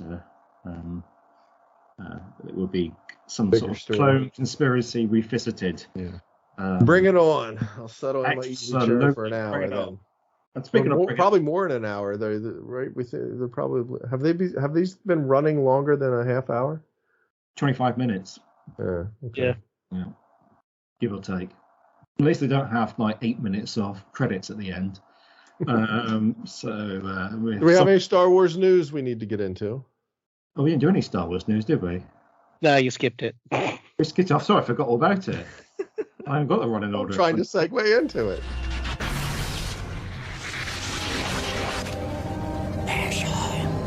What do you have There's a couple quick go things on. that just happened to real quick. Yeah. The game Star Wars Jedi Survivor was pushed back to April 28th. So obviously everyone looking forward to that. That was pushed back. If they need a little bit more time to make it look good. Ryan, push back from when? Is that a 2-week push or a 2 month? It was a month. It was like 6 weeks. So it Okay. was mid-March. Not much. So, I mean, if that's what they need to fix it up, then that's fine. I don't think people should complain about it. Yeah, 'cause Vision. then otherwise they'll complain like, why didn't they take their time on the game? Why did they rush it? Like, well, you complain because they delayed it to 4 weeks. Yeah. Yeah. They announced the official release date for Vision, official for now. Vision Season 2 is May the 4th. So that's what we'll be getting on Star Wars Day, which will be very different. If people check our Facebook page, I posted some screenshots from each one of the companies that are doing it. And it's stuff from like claymation to, very hand-drawn, specifically company-owned animation. Mm-hmm. And it just seems like this is going to be really, really different. It's still going to have separate episodes, but honestly, I really do hope that they do a claymation episode just because the company that does claymation does more, but they're known for like Wallace and Gromit, whatever that thing is. Yeah, And I love them, so I'm like waiting for that. that would be really funny if it's just something like that. Even if it's them with lightsabers, I'd be on board. Yeah. That'd be so So I'm stoked for that. That's May the 4th. If you've heard, Ludwig Göransson is not scoring this coming season of Mandalorian. Joseph Shirley is, who's from the Book of Boba Fett. But he works with Goranson. So, and it's not like Book of Boba Fett didn't have amazing music too. So, I was surprised by it because it makes me wonder, it's like, what's Goranson up to? Because his name is skyrocketing right now. So I was just watching Wakanda Forever, and he did the score for that movie again because he did the first one. So like, yeah, he does films and stuff. So he's a busy guy. Yeah. So, but yeah, it's still looking forward to Mando. Still in good hands. Joseph Shirley did a really good job with Book of Boba Fett. Oh, I love the soundtrack for that. As we mentioned, Mando season 3 is coming up March 1st, so something to watch before this episode kicks off, before our next recording. And then again, something else before our next recording. As far as High Republic news, the only thing coming out is the comic book High Republic Adventures: The Nameless Terror comes out February 22nd. Part of Phase 2, Wave 1 of the High Republic. For those people following that and the comics, which it's not really a one-shot, but it's its own small story. But I'll be getting that one for sure because it seems like it's going to lead into a giant battle on Dalna with the Nameless. So that one's going to seem wild. So I'll be picking that one up for sure. You really got to listen to Battle of Jeddah. I really do. I'm aware of that. And I'm hoping my library gets it. And if not, then, I might have to find the hookup. You could have probably skipped the other 2 books and just listened to Battle of Jeddah. Can you put a request into your library? No, I've tried it, and they're just pretty much, they don't even know what to do with like the digital version of the library. Mm-hmm. Some of them are like, we're part of the digital library, so I'm like, just never mind. So I've given up on it. It was popping up on mine. It just to put on hold. So I called in sick on Friday, and I took kind of the weekend off to try to handle my voice and getting my temperature and all that down. So, but I'm gonna have to find Battle of Jeddah now that I'm heading back to work because I gotta read that, listen to that. Sorry, but yeah, that's about it for the news. Just some upcoming stuff, some pushbacks, and a big announcement for Visions. Actually, you wait a week, you can get the script version of the Battle of Jeddah. Yeah, that's what I heard coming out soon too. Yeah, that should be interesting. Okay, right. Okay, so it's time for the leftover quiz. Use my knowledge, I beg you. I will quickly discover the truth of all this.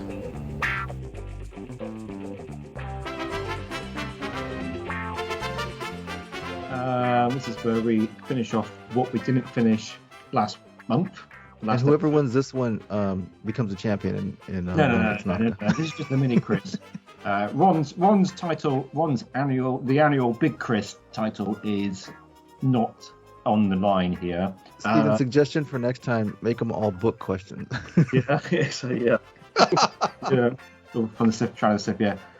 So just the mini title is the mini trophy is up for grabs, and this is actually round 4 from last month, and round 4 is all about the Star Wars films Crawls, if I can say it properly. And I called it Crawl In to Find the Answer, was my fantastic title I wrote for myself that nobody would know about.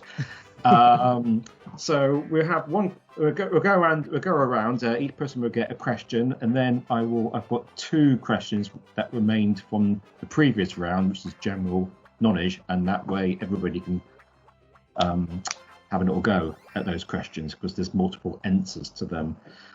So 10 in here, so everybody will get 2, then people will get 2 extra, or we just have to go with it anyway. It's not going to work out the exact number of people in here, so we just have to go for it. And as with last time round, once the person has been asked the question, and once they say they don't know the answer, or they don't get it right, then you can put your name or whatever in the chat, and I will come to you to steal a bonus point. Not yet, Ricky. As I'm looking in the chat. Okay, so I can't look at the chat, and I've just made the screen smaller. Okay. So, it's all changed the order. So Marie is first. So it's going to be. I wrote it down. It's Marie, Ryan, Ron, Ricky in that order. So the first 5 questions are all related to which of the 9 main Skywalker films do these following words appear in the crawl? And I've checked every crawl. These particular words only appear in one of the film's crawls. They don't appear in multiple crawls. There's only one film that these words appear in the crawl. So, Marie, your words are to guess which crawl for which film this came from is Queen of Naboo. Don't go for the obvious answers. You have to think that's the only clues I would give for these ones. It's not obvious. There's only one crawl, and I think you can guess it from the prequels, that those 3 words appear in. Attack of the Clones? Correct!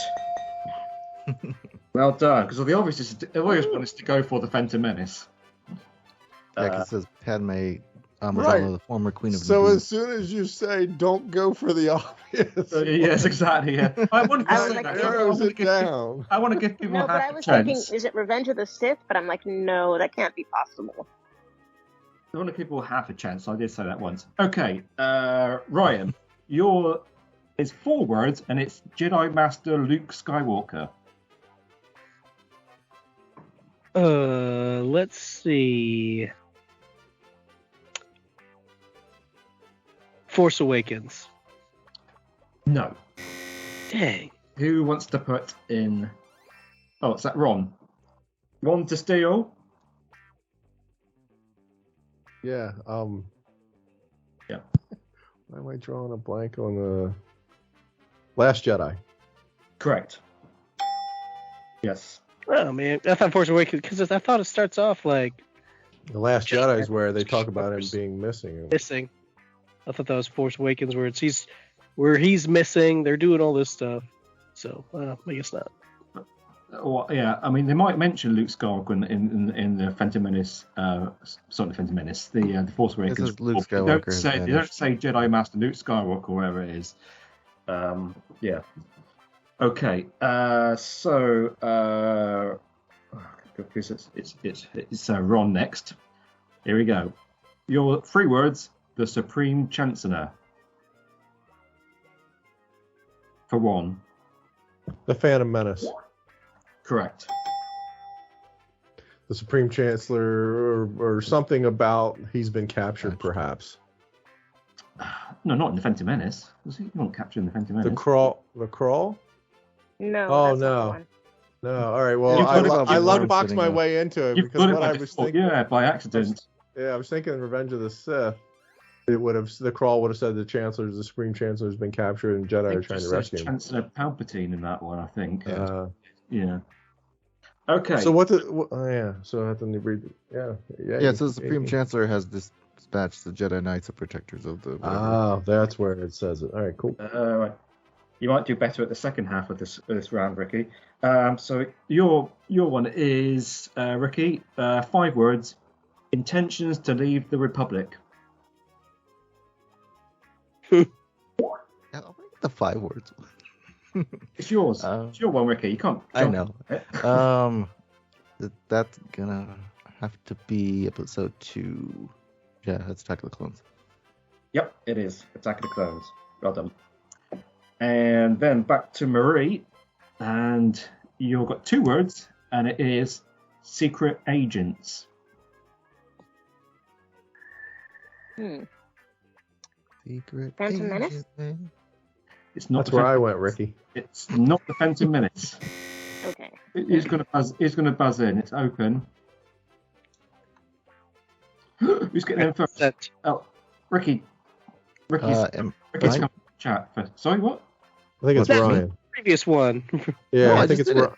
No, but he went again. He went again. again. He's come up in the chat. Sorry. Okay. Ricky? Okay, so I go, okay. It was Empire Strikes Back. No. What? So that means Ryan.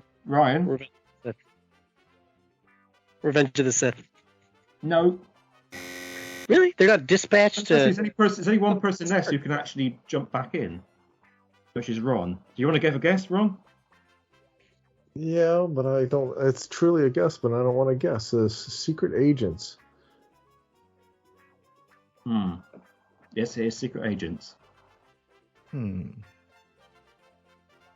Oh, were we just doing the Star Wars saga? Is Rogue One on the table? Only the Star Wars saga's one. Okay, so Rogue One's not on the table. Nope. Nor Solo. In fact, there's no crawls for them anyway. Rogue One and Solo don't have crawls, right? Yeah, exactly. Yeah, touche. The Phantom Menace. No. That was my guess. Ryan's come back in again. I'll go and be generous. New Hope. Sorry? New Hope. Yeah. No.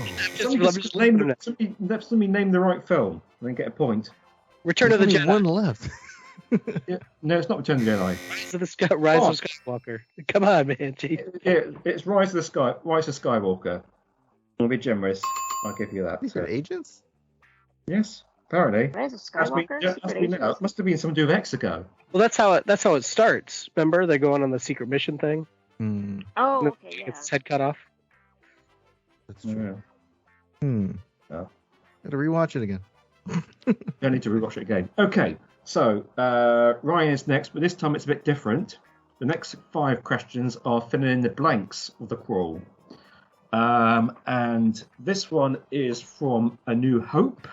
So listen carefully, and you have to fill in the missing word, Ryan. Isn't even born yet. Yeah, you've seen the crawl a few times. Come on. Okay. But he couldn't read because he was a baby. Couldn't read at the time, no. Pursued by the Empire's sinister agents, Princess Leia races home aboard a starship, blank of the stolen plans that can save her people and restore freedom to the galaxy. Easy one. In possession of? No. Who's jumped in there for? Ron actually was first. No, it was. Or was it Marie? Sorry, Marie came in first. Marie jumped in early though, but yeah, Marie was first. Marie was first. Hadn't sorted out in the chat. Okay, it's custodian. Correct. Oh wow. She was cleaning up the starship. No. She was cleaning up the plans. No. She was the equivalent of Finn. Oh yeah. Very good. Okay, so Ron, question 7 is therefore Ron's. It's from The Empire Strikes Back. Evading the dreaded Imperial Starfleet, a group of blank fighters led by Luke Skywalker have established a new secret base on the remote ice world of Hoth. Rebel? No, that would be too obvious. I didn't go for too obvious words when I was. That's what I was. I went with the first thing in my head, and I didn't like it, but I just, you go with your first thing. Rebels. It's not Rebels. Who's just coming? Is that Ricky? I think. Yeah. Yes. Can you repeat the question? You can't come in and repeat the question. Evading the dreaded Imperial Starfleet, a group of blank fighters led by Luke Skywalker have established a new secret base on the remote ice world of Hoth. Purple. Purple. Cold. No. Resistance, right? No. Marie's in. Yeah, Marie's in. Freedom. Yes. Yeah. Oh, dang. They were cold though. But they were cold. They were cold as well. That is true.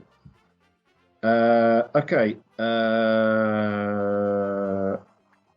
I got confused. Yes, that was Ron. So it's Ricky. Question 8 is Ricky, and it's Return of the Jedi. Ooh, I have a shirt with the crawl on the back. Okay. When completed, this ultimate weapon will spell blank doom for the small band of rebels struggling to restore freedom to the galaxy. When completed, this ultimate weapon will spell blank doom for the small band of rebels struggling to restore freedom to the galaxy. Certain? Yes. Okay. I am certain. Yes, that is the answer as well. Yes. I knew it wasn't imminent, but it was certain. Yes. Okay, so we come back onto Marie, and it's from the Phantom Menace. Hoping to resolve the matter of a blockade of deadly battleships, the blank Trade Federation has stopped all shipping to the small planet of Naboo.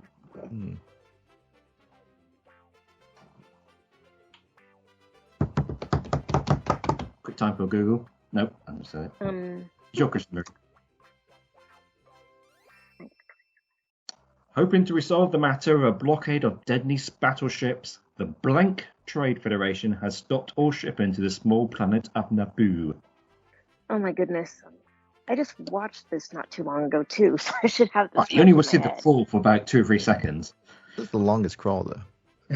Yeah, true. I give. Somebody else can jump in if you know it. No one's. Oh, Ron. No, hang on a minute. Ron did it. Ron came in first. Yep. Droid? No. The Droid Trade Federation? No, it won't work. No. Rookie? Greedy. Correct. Oh. Wow. Greedy I almost is said in the Nemoidian. I was like, crawl. wait, no, that's not in there. Yes. I try not to go for the obvious ones. I try to choose words that are a bit like. That's a good one. Yeah, I don't know that I would have ever thought greedy was in any crawl. Only because I tried memorizing that crawl like so many times. It's like the wordiest thing ever. So the last of the crawled-in questions goes to Ryan, and it's from Ryan's favourite film of all the saga, Rise of Skywalker. Meanwhile, Supreme Leader Kylo Ren rages in search of the blank Emperor, determined to destroy any threat to his power. I'll read that again because I kind of cocked up. Meanwhile, Supreme Leader Kylo Ren rages in search of the blank Emperor, determined to destroy any threat to his power. And that's just cock up twice. Wait, no. Yeah. Blank Emperor. Greedy. No, it's not greedy. Any guess? In search of the blank Emperor. Yes. Disgraced. Yeah, well, he is disgraced, but that's not the answer. No. Marie. Well, Marie came in first before we actually gave the answer, but I'll give you that, Marie. Phantom. Yes. I was going to give a clue that it's part of another film title, but well done. So, totting up so far. 1, 2, 3. I think I meant negative. No, well, you're not negative. Marie with 4, Ryan with 1, Ron with 2, and Ricky with 3. But I'm going back to the last questions of the general knowledge round, questions 9 and 10, which have multiple answers. So I'm going to go around the table. I'll read the question. We'll keep going around as who people can't name any of the answers. So there's opportunity for everybody to get some points here. Okay, so question 9 was, and who was next? Well, I'll go. Who was next, actually? I just done 3, so it's Ryan next, isn't it? No, it's Ron next. Yeah, Ron goes first on this one. Then we'll just go around the table, so you give one answer each. Name any of the team put together by Luthen Rael, not sure how you say his name, to take on the attack on the Aldani, other than Cassian or Clem. So any part of the team that was put together by Luthen to take on the Aldani, other than Cassian. And I tell you, there are 1, 2, 3, 4, 5, 6 answers to this. Wow. And we'll keep going around until nobody's got an answer. So there's 6 points up for grabs. Ron, you go first. Of course, I'm last. God. You have another first name and last name? I've just got one name for each of them here. Yeah, I'm tapped. I'm out. I don't. Someone might come to you once you hear somebody else say a name. Lisa. No, not Lisa. Ricky. Val. Correct. Murray. Nemec. Correct. Dang it. That's like the only one I had. I've got to remember which ones people have said and which ones they haven't said. Val and Nemec. Yes. Val, Nemec, Cassian. Can't have Cassian. Right. No, I'm just thinking Val, Cassian, Val's girlfriend. I don't know her. Val's girlfriend, that bigger one. And then the mean guy that backstabbed everybody. Yep, him. I'm going to say B2. No, there are no droids involved in this one. Okay, so we're back round to Ron. Has anything come to mind? Larry? No, nothing's come to mind. Ricky? Toby? No. Is anybody? Marie? Toby-Wan Kenobi? Can't think of anybody else. Does anybody girl's name? I can't remember. anybody think of any other names? Then there's the big guy who is the military leader. Yep. Oh, then there's the guy on the inside. Mm-hmm. That's ouch. The guy on the inside. What? Oh, shit, it was Nemec. Nobody remembers the name of the chap who wrote his chronicles? It was Nemec. That was Nemec. Oh, sorry, that was the wrong one. I got the wrong one. Yeah, that's Nemec. I got the wrong one. I already said that. Yeah, Yeah. sorry, I'm confused which one's which then. I'll tell you. So the remaining 4 are Gorn, Skeen, how do you say that? Tarim, and Sita. Sita. Yeah. Those are all right.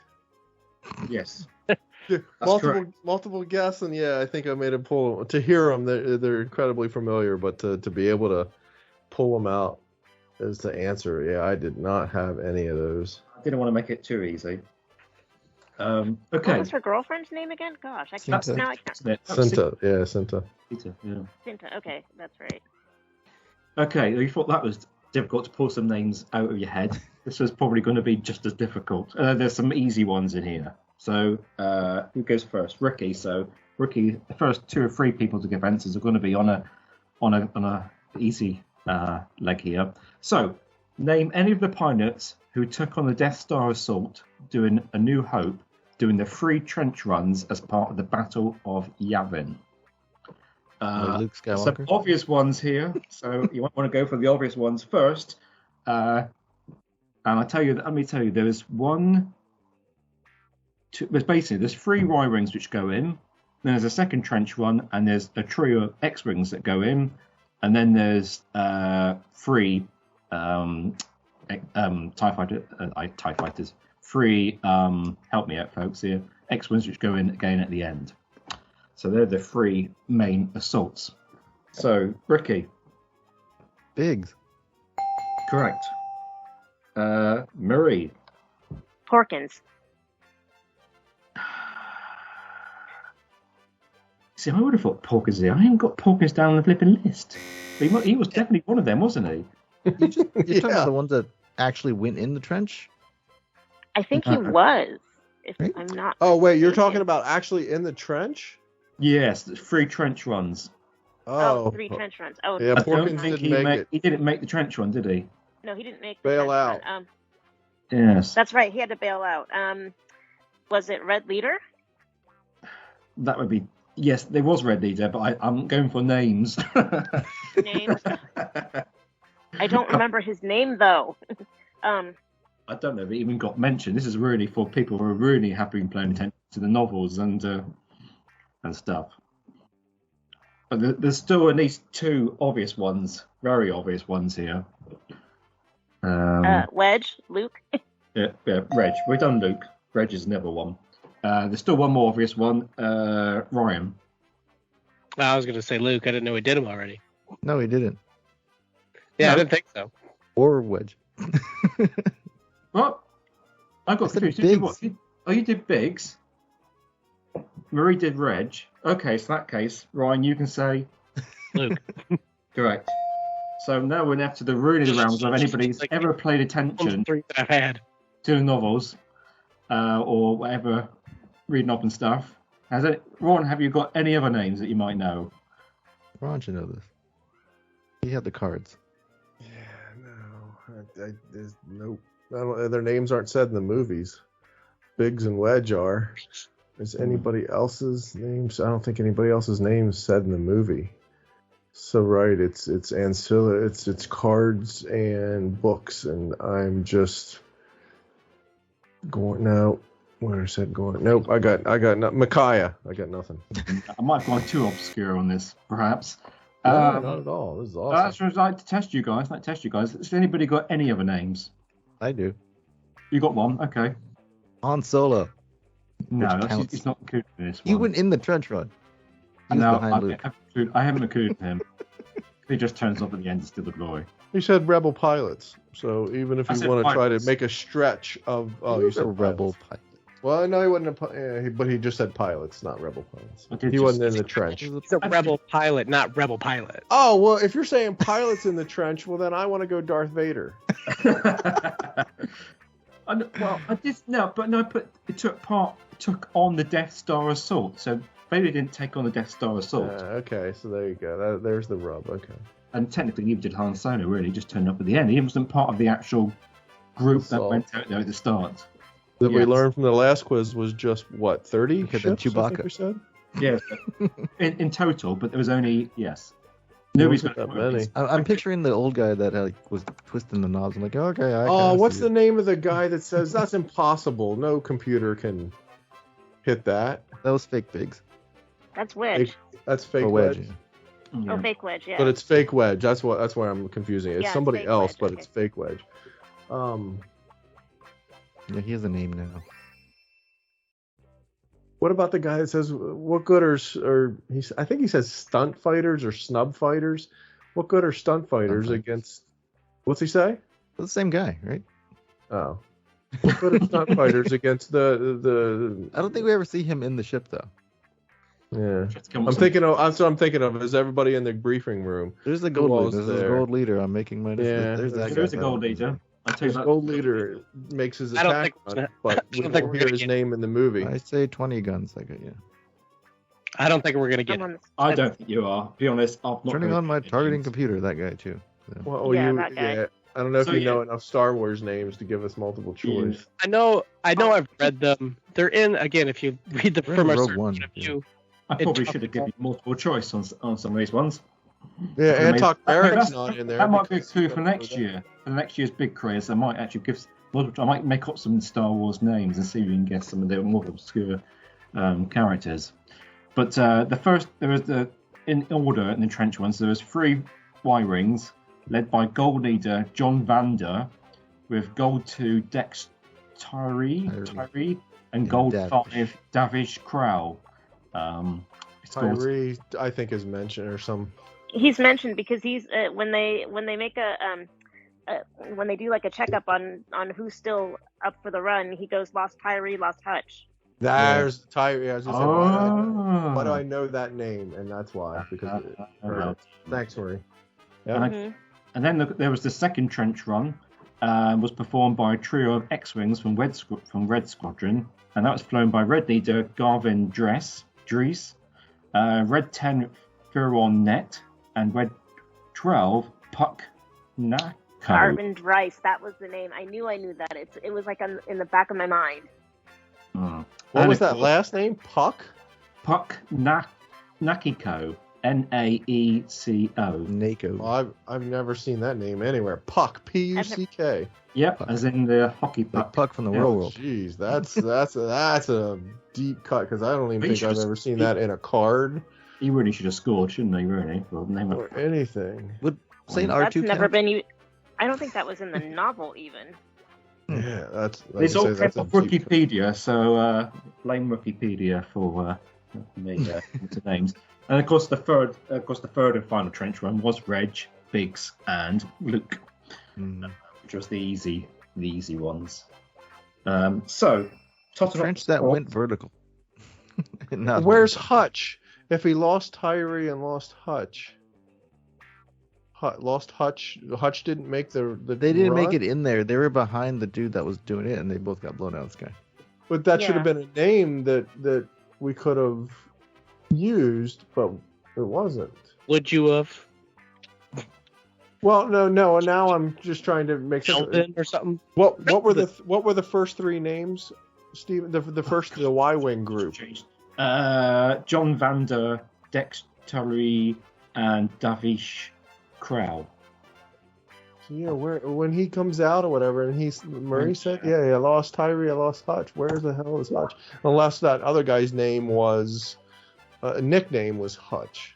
Yeah, they could have had. Remember, like they said, there was 30 ships and only 7, 9 of them went inside the trench. So. Yeah. But I'm thinking he pulls out because he's hit or whatever. No, it missed, it impacted, or whatever. Or where does he say I lost Tyree? Gonna have to watch A New Hope. Anyway, that was an awesome one. But yeah, that's your homework for tonight. No, it's not Hutch. Names. It's John Dutch Vander. for the human male. His name Oh, is I lost Lost Dutch then. Lost Dutch and Lost Tyree. There you go. All right. But it sounds like Hutch for some reason. Did you say there was a John in there? So we have a normal John? Yeah. Yeah, there's a John. John Dutch. He was the guy. Can't have them American names. Earthly names. He was the American guy. I'm looking at his face and I recognize him. Yeah, because I just looked him up. Yeah, he's the guy that says, Red Leader, this is Gold Leader, we're starting our attack run. It's that guy. Tyree. I thought Tyree was T-Y. Yeah. Tyree is the one that says, Red Leader, this is Gold Leader, we're starting our attack run. That's Dutch. So he's the first guy. I've seen that on cards, or I've seen that somewhere, but that one name you said, Puck, Nico, Naku, is a name one. The last name rings a bell somehow, but I don't know. Red 10, Red 12. Do they have 10 hashes, 12 hashes like Red 5 does on their wing? Or is that just a lucky construct of Red 5 that it has those 5 hashes on it? I never paid attention to that. I know, neither have I. I thought there was something too. You could tell Red 3 only has 3, Red 5 has 5, but I don't think I knew there was a 10 and a 12. Do they have 10 and 12? That's the minutia of stuff that I just. That was part of the homework for watching New Hope. No, New Hope to look for that sort of stuff. I've seen it 500 times over the past 40 plus years, and I still don't know that I've ever paid attention to that type of detail. That type of those folks that can see that minutia, that can see that type of stuff and pick it out is amazing to me, because I'm so engrossed in the story or in the action and everything else is going on that I just don't see. I don't look for, or it doesn't stand out to me or whatever. And then I guess I'm sure it's in encyclopedias and the books and all that. Right, so I've totted up the scores, and I can say that in joint third, it's Ryan and Ron, which means that with 2 points each. Which means that in second place with 5, 1 behind the winner, and second place is, drum roll, I can hear Ricky putting these in. It is... Good job, Ricky. In second, it is Ricky. Which means that in first place with unassailable 6 points, it's Marie! Hey! You're all clear, kid. Now let's blow this thing and go home. So, I believe Marie won the Mini Chris trophy last time around. So you get to keep it. You don't have to put it in the post and send it to anybody. You can just put it down as a 2-time winner. Take it down and dust it. Yes, exactly. So I've probably already knocked it down, so that's all good. So thank you very much, everybody. That was fun. So I came up with some really more complicated questions there, just why we didn't get onto them last month, or we've been debating them for another half hour. So thank you very much, everybody, and that's a wrap. Good quiz, Stephen. Good quiz. Yep, appreciate your answers. Cheers, everyone. Stay safe. Yeah, that was May the force be with you till the next session. Go switch off.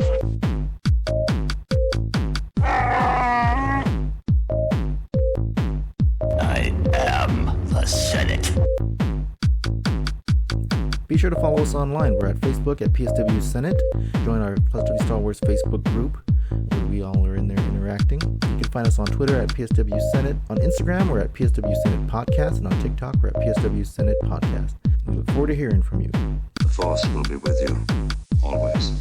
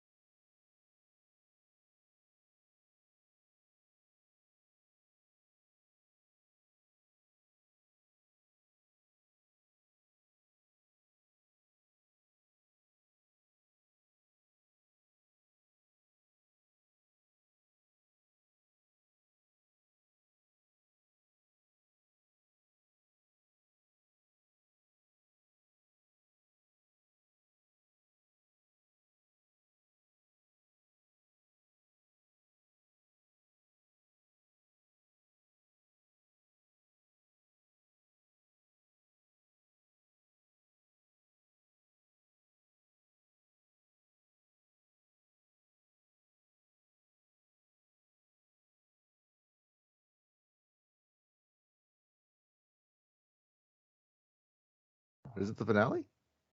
No. Just have an episode in the middle. Ryan knew this already, but we don't seem to have trigged on it at all. No, it's just it's episode 7 and 8, so that is bang in the middle, though, isn't it? Yeah.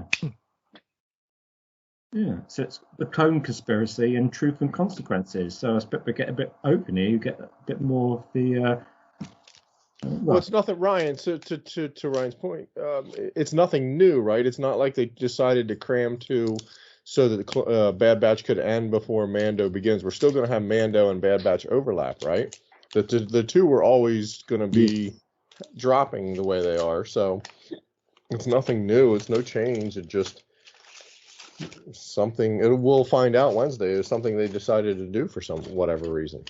I'm damn curious to figure out what that might be. Excellent. Right. So, right. Okie dokie. Right. So, is everybody ready then? Should we crack on? Yep. We're not giving much for the after show thing. Anyway. Ricky, that you're on before we get started. I will give you major props, man. That quiz show was fun. That you've dropped in the dings, the bells, the music, and everything. That was incredibly very well done. Appreciate your time, energy, and efforts on that. Because I got lucky. I found a loop of the quiz show music. Yeah, there's a big giant loop of that, and just it's nice to have that running in the background. The dings, the buzzes, really helps to punch up the quiz. I didn't realize we went on for that long because that loop was like 14 minutes each or something like that. So I had to like double it up a couple times. Hit it twice. Yeah, it was kind of fun putting the dings and the bells in there. So. Just punches it up. It's fun. I have to listen to that then. Do because like I say, I mean, we were there for the quiz. You don't really need to, but actually, and it was fun to take the quiz again because I'm like, oh man, I should know this because I just heard the answer, but damn it, I don't remember what the answer was. Did you do any better? Did I do any better? Yeah. I gave all my answers to me, or to all of Ron's answers to me. I just have a loop of Steven saying wrong. I'm just looking at the. I can't remember who Ron. I can't say it. Ron. Yeah, I've got all this. Yeah, I'm assuming it's cross shipped or something, Ricky. I haven't seen my trophy yet. You shipped it that day, right? It's an NFT. actually, you put it on a balloon, didn't you? Did you put it on a balloon? Oh, they shot down my gifts. Oh yeah, trying to mail it to me. You couldn't tell them that was you delivering it because you had to go through some sort of Chinese delivery agent, didn't you? So they were just sending it that way, and fortunately, Biden shut it down. So, they gave him a gift card to Toys R Us or Kmart, whichever one you want to choose. Well, Toys R Us would work because Toys R Us still exists in Canada for whatever weird, strange reason. But Kmart would be the one that doesn't. Man, I miss Kmart. I used to get cheap Star Wars toys there. I got a lot of my action figures there. We always have Black Series and stuff. Okay, folks. Let's get cracking on because otherwise we want another hour over time trying to fit this thing. Don't worry, the quiz is only got 10 questions left, so it's not going to take very long. 10 3-part questions. Exactly, yeah. Okay, so right, let's get going then.